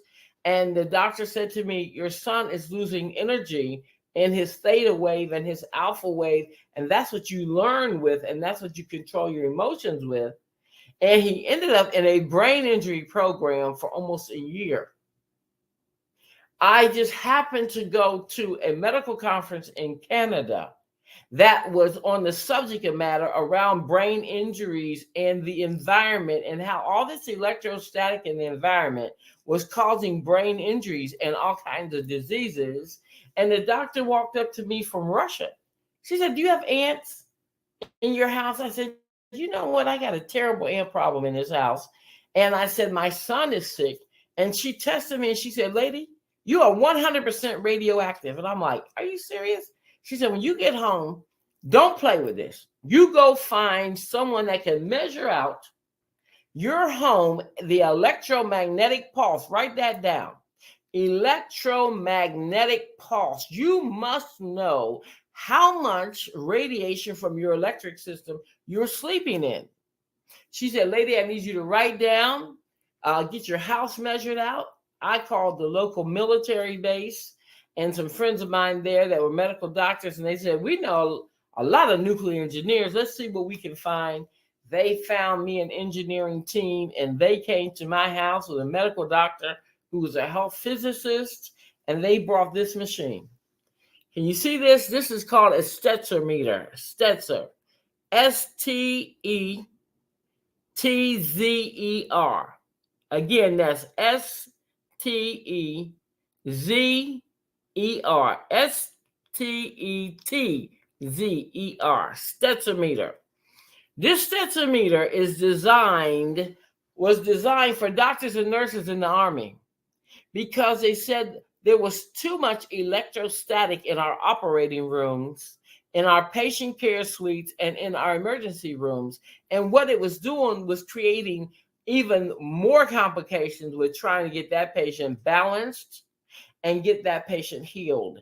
And OSHA confirmed this because OSHA said that there was too much electrostatic, and they stepped in with regulation, a new regulation. Write this down, Regulation 1910 333A, which says if you have an employee working with anything electrical that plugs in any type of energized machinery, you must give them protective gear. And they told hospitals, you've got to lower the electrostatic in your operating suites and in your patient care service areas because it's too high. And the doctors and the nurses were getting sick from radiation toxicity and radiation poisoning. So this machine only measures to 2000. And I'm going to ask my son if he could assist me. I have a handsome son named Khalil Zia, my second son, who was one of the first adoptions ever done in the White House. When he was 8 years old, Bill Clinton presided over his adoption, Bill and Hillary Clinton, and he's been an amazing young man. He's traveled more places in the world than me, 24 different countries to be exact. And he also was an American exchange student in Penang, Malaysia. So I'm going to have him to come, and if he'll just plug in this stetzometer, and then I'm going to show you how you need to be testing your bedroom. Where can you get stetzometers? You can get them at Amazon.com. Amazon.com. So this is my son, Khalil, and he's plugging in the stetzometer. I'm going to try to lift up this laptop so you can see what the number is.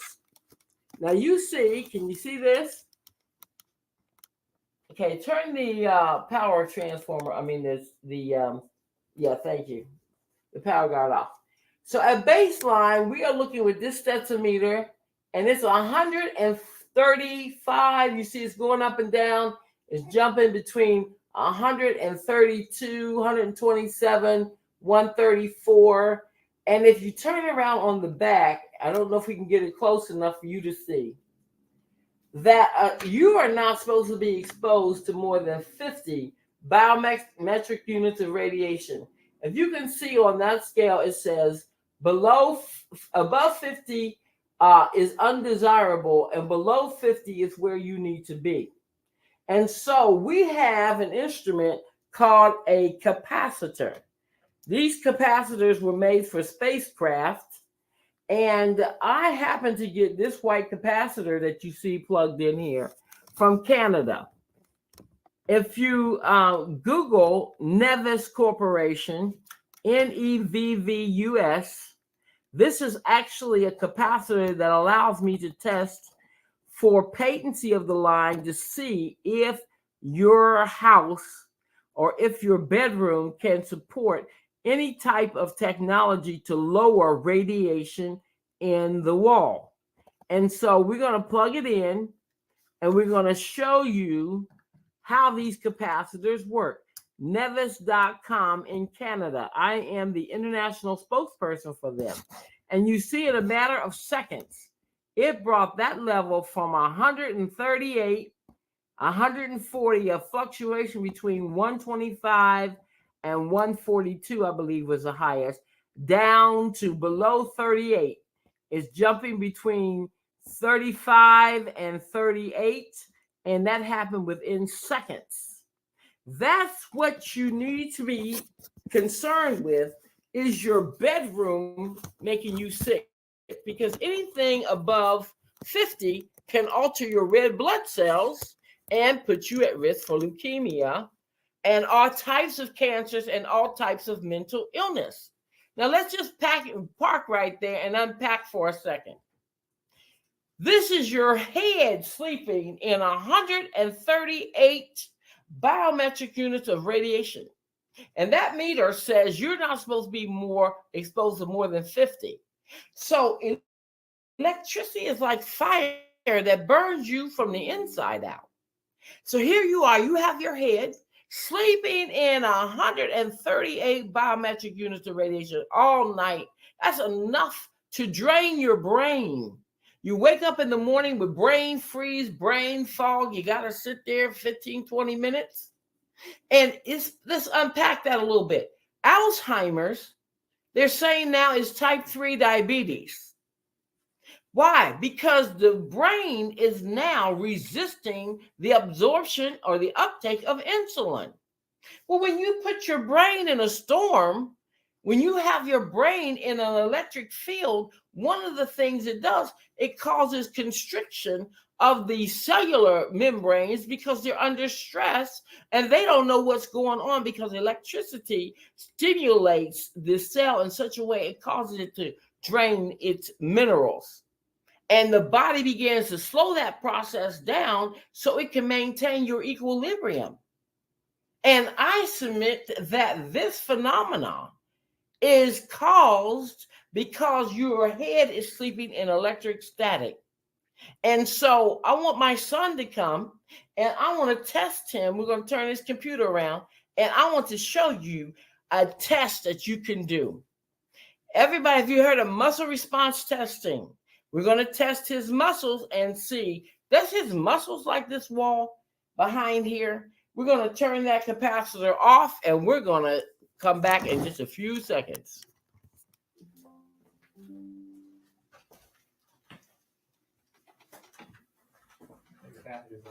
Okay. I'm going to have my son adjust this computer now so you can see me and him together. He's going to try to adjust the angle. Where's your plug at? And okay, can you see me? Mm-hmm. Okay, good. You can see me. Now I need you to see him. So we have a capacitor pulled out, and he's getting ready to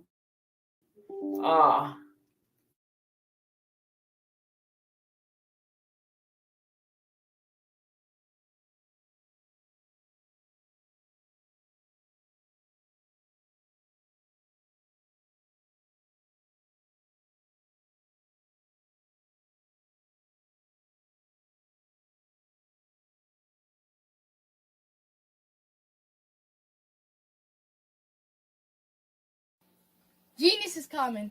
Hello, everybody. My name is Lil Asmar. I'm 13 years old. I'm a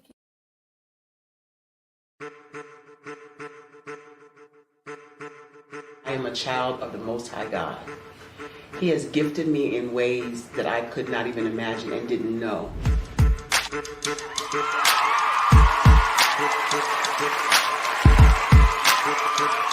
There was a time when I didn't know who I was. I listened to other people tell me who I should be, what I should do. I listened to people telling me that I should be a boutique owner, that I should be a construction manager, that I should be a laborer. Have you ever felt like you should do something else, be something else, go somewhere else, be wherever you wanted to be, and you felt like you were in a box? Anybody in the room? And you couldn't get out. Anybody in the room? And you kept trying to go and go and you couldn't get out. Anybody in the room? But let me tell you, you need to rock the box.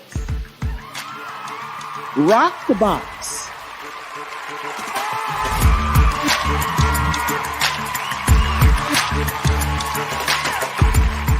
I am engaging, inspiring, and empowering.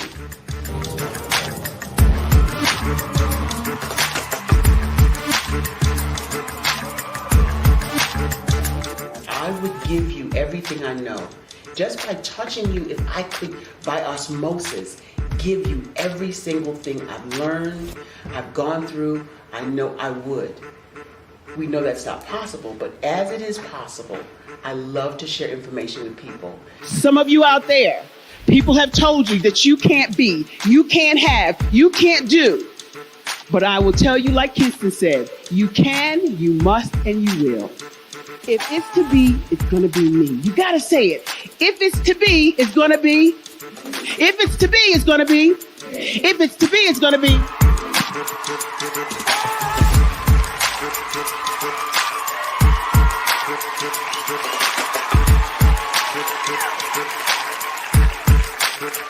Barbara is because she believed what her mama said about her and not what other people told her.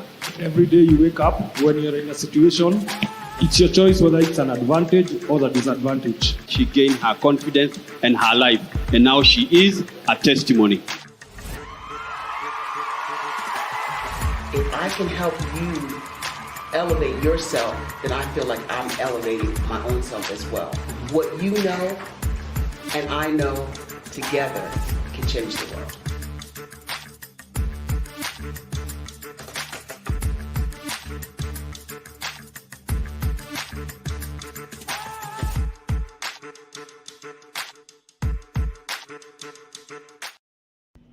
Why do I do what I do? You know, my life coach asked me that a few years ago. And she said, Tony, what's your why? And I told her, and she said, girl, you've already accomplished that. Perhaps you need a new why. Hi, Tony Harris, Amy Hoydu with Say It Said Marketing, one of your students. And just wanted to say thank you, Tony Harris, for spending so much time with me and giving me that boost in my business that I so drastically needed.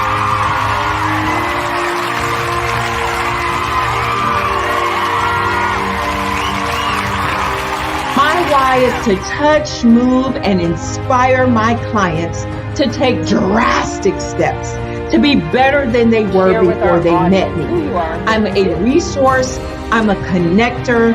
I want to help people build deeper relationships that are beneficial to their life and business. That's what I do best. So, first thing you got to do is show up. And speaking is a way to magnetically attract your ideal client to you. How many of you use social media that way? Absolutely, and this is how you look to the world. Drastic steps are the steps that are needed to be successful. And my business is drastic denotes a mindset. Getting out of your comfort zone, doing something that you don't necessarily feel comfortable doing, want to do, but you know it's a necessary step to be successful in your business. I get the most satisfaction when I see my connections flourishing into relationships long after I am gone. Hi, my name is Jasmine Augustine with Media Jasmine, and I've joined several networking and referral groups in the area. And Network in Action Northeast Houston with Tony Harris Taylor is one of the best organizations that I've joined. I love that piece of what I do, and it is what fuels my fire.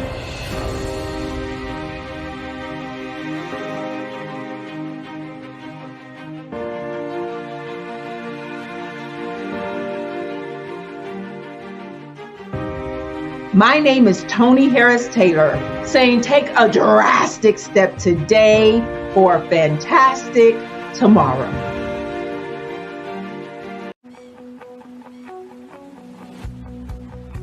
I am Black Business. From the moment I wake until the time I sleep. Yes, I am Black business. I am Black business. Tell me, are you Black business? I am Black business. Do you support Black businesses? Listen, I support Black business because I am Black business. Black Business Expo, one of the largest business showcases in the history of Black business in the world. The world. Sign up today at www.blackbusinessexpousa.com or call 919-308-9090. I am Black business.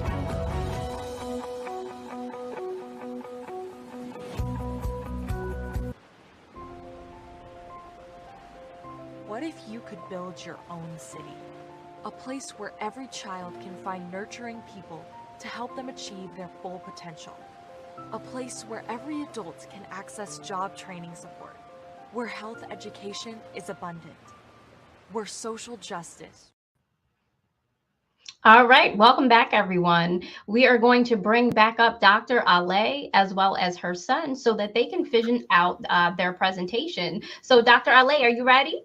Oh, yes. This is my son, Khalil, Prince Khalil. And we were right at the point, and we apologize that we lost connection there for a minute. We were right at the point of introducing this capacitor and how this capacitor was created for spacecraft to reduce electromagnetic static in spacecraft. Now it has been retrofitted for homes.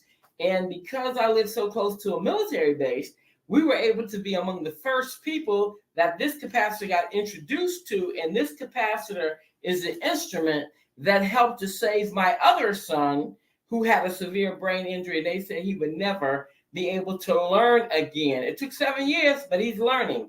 So these capacitors we are now retrofitting young people's houses with, in addition to solar technology to make your house safe.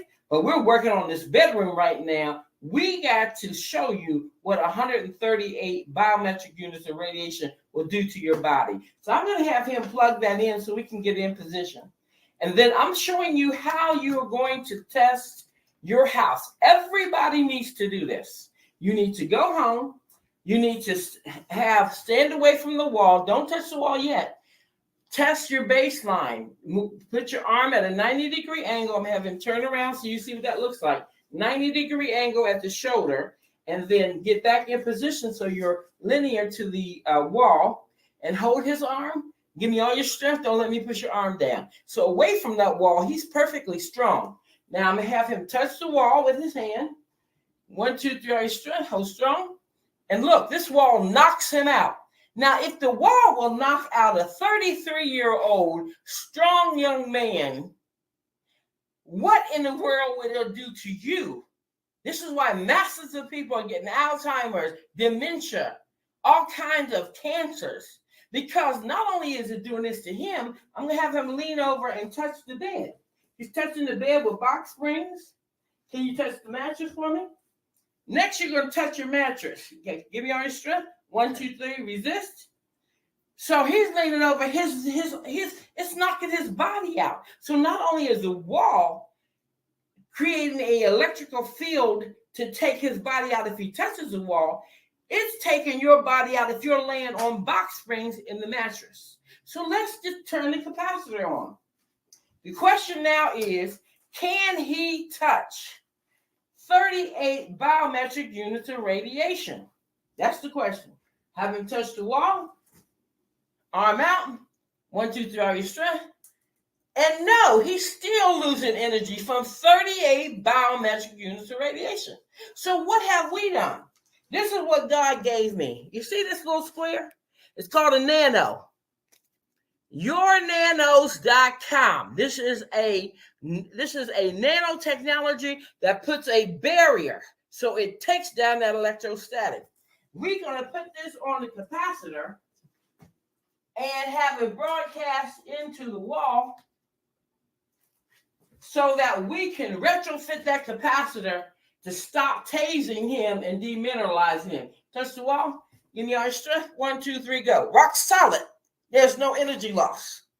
And because that's electricity is magnetic, this capacitor will now turn into a life-sustaining instrument. Now let me have him touch the bed. Okay, give your arm all the way up, 90-degree angle. 1, 2, 3, are you strong? Rock solid. There's no energy loss. Give it up, ladies and gentlemen. God has a plan to save our lives and to make our bedrooms sanctuaries that preserve us. We have got to start a movement, not just in your bedroom, but on your block, in your city, because too many of us are dying from cancer, too much rage in your house, too much confusion. Our children aren't able to load. They're not able to sustain the information. Why? Because you're sleeping with your head in fire. Now, let me take this nano off before he gets too happy here, because I want to show you why there's so much diabetes. Now, we're going to go back, turn that capacitor off, to showing you. So put your hand on the wall and count to 25. I want everybody to do this tonight. Let's count, ladies and gentlemen. Come on, children. Come on to this screen. We're going to count with Dr. A.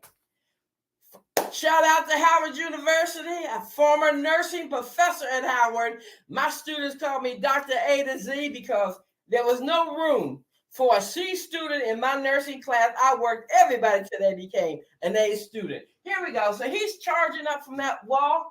Turn around, face the camera, son. Put 2 fingers on your heart. 2 fingers over your heart. 1, 2, 3. Are you strong? Look at this. He just touched the wall. It's done took out energy in his heart. 2 fingers on the pancreas. He's also a licensed massage therapist, so he knows all his organs out. 1, 2, 3. Are you strong? Now, do you understand why we're getting so much diabetes? He's done lost energy in his pancreas. 2 fingers over the liver. 1, 2, 3. Are you strong? He's losing all this energy to the liver. So now we're going to put this nano back on this. How about walls that charge up your body? Now put your hand back on the wall. We're going to give him 1 minute of therapy off of this wall for this nano energy to energize his body and to rebalance him. You ready? 60, 50, 40, 30, 20, 10, 9, 8, 7, 6, 5, 4, 3, 2, 1. 2 fingers back to the heart. 1, 2, 3, are you strong? Rock solid. 2 fingers to the liver. Rock solid. 2 fingers to the pancreas. Rock solid. So do you think you need to be sleeping with some nanos in your house, in your bedroom, and a capacitor? Give it up.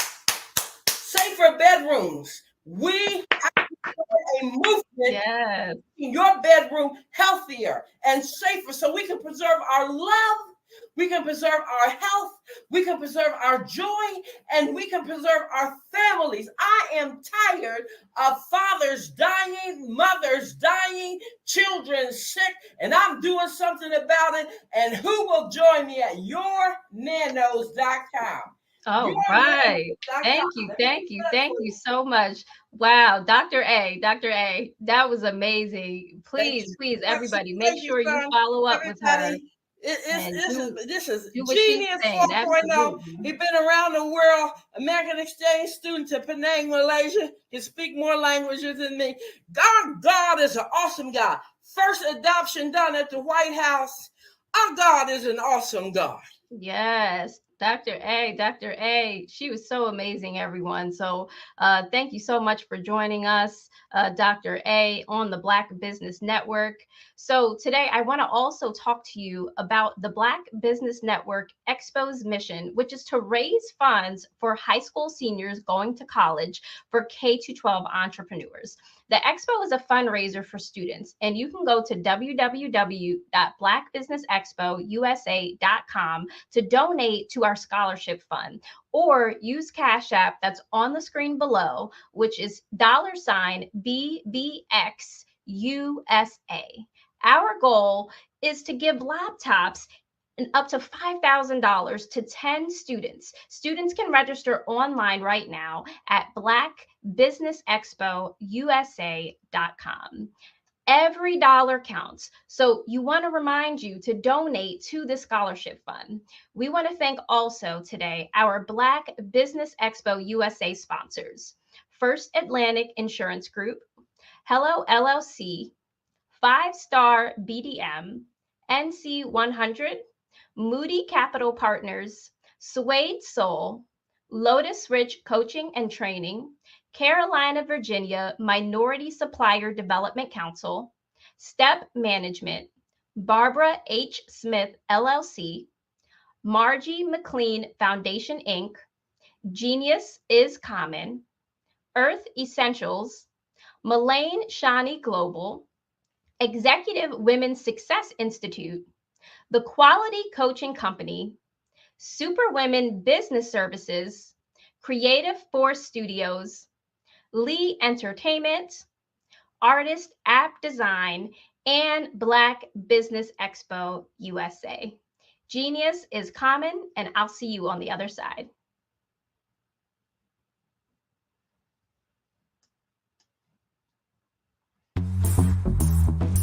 Attention all entrepreneurs and companies. Are you looking for reliable and efficient virtual assistants and back office support to help you manage your business tasks? Look no further than Superwoman Business Services. Our team of virtual assistants provides a full range of administrative support services, including operations management, social media marketing, and much more. We also offer website design services to help you create a professional online presence that reflects your unique brand. In addition to administrative support and website design, we offer business development and structuring services to help you grow your business and achieve your goals. We'll work closely with you to identify areas of improvement and develop a customized plan to help you reach your full potential. At Superwoman Business Services, we understand that running a business can be overwhelming and time-consuming. That's why we're here to help you fly high and achieve success. Our virtual assistants are highly skilled, experienced, and dedicated to providing you with the support you need to thrive. Come fly with us and take your business to new heights. Let us help you become the superhero entrepreneur you are meant to be.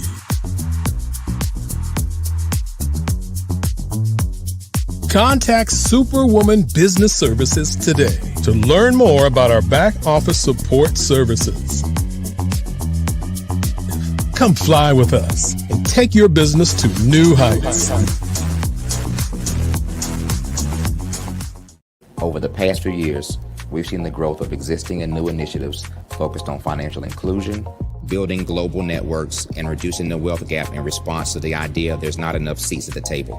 Whether their outcomes are to increase the representation of Black executives on corporate boards, ensure an inclusive global economy, or to create new U.S. African commercial pathways, the strategies are often carried out by separate programs. The question is, should they be? With the continent of Africa being home to more than half of the world's fastest growing economies, the youngest workforce, over 400 companies generating more than $1 billion annually, 700 generating more than $500 million annually that are poised for growth, and being the destination of nearly $5 billion in venture capital in 2021.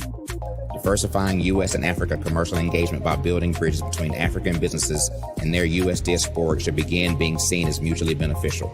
From helping to reduce Africa's enormous capital gap to catalyzing two-way trade opportunities, the COVID-19 global pandemic hopefully has taught us that global challenges and opportunities are more interconnected than we thought. During the pandemic, African companies like Unicorn Flutterwave, insurance provider Reliance Health, ride-hailing app Yasir, and 54Gene, the continent's first bank of DNA on people of African descent, proved that when African companies have access to networks, capital, and information, they grow big, grow fast, and create solutions that are valuable to the world. This is why Be Direct was created. We are the first U.S.-based but African-centric board preparedness and board search company designed to connect U.S. Black talent and corporations to African businesses.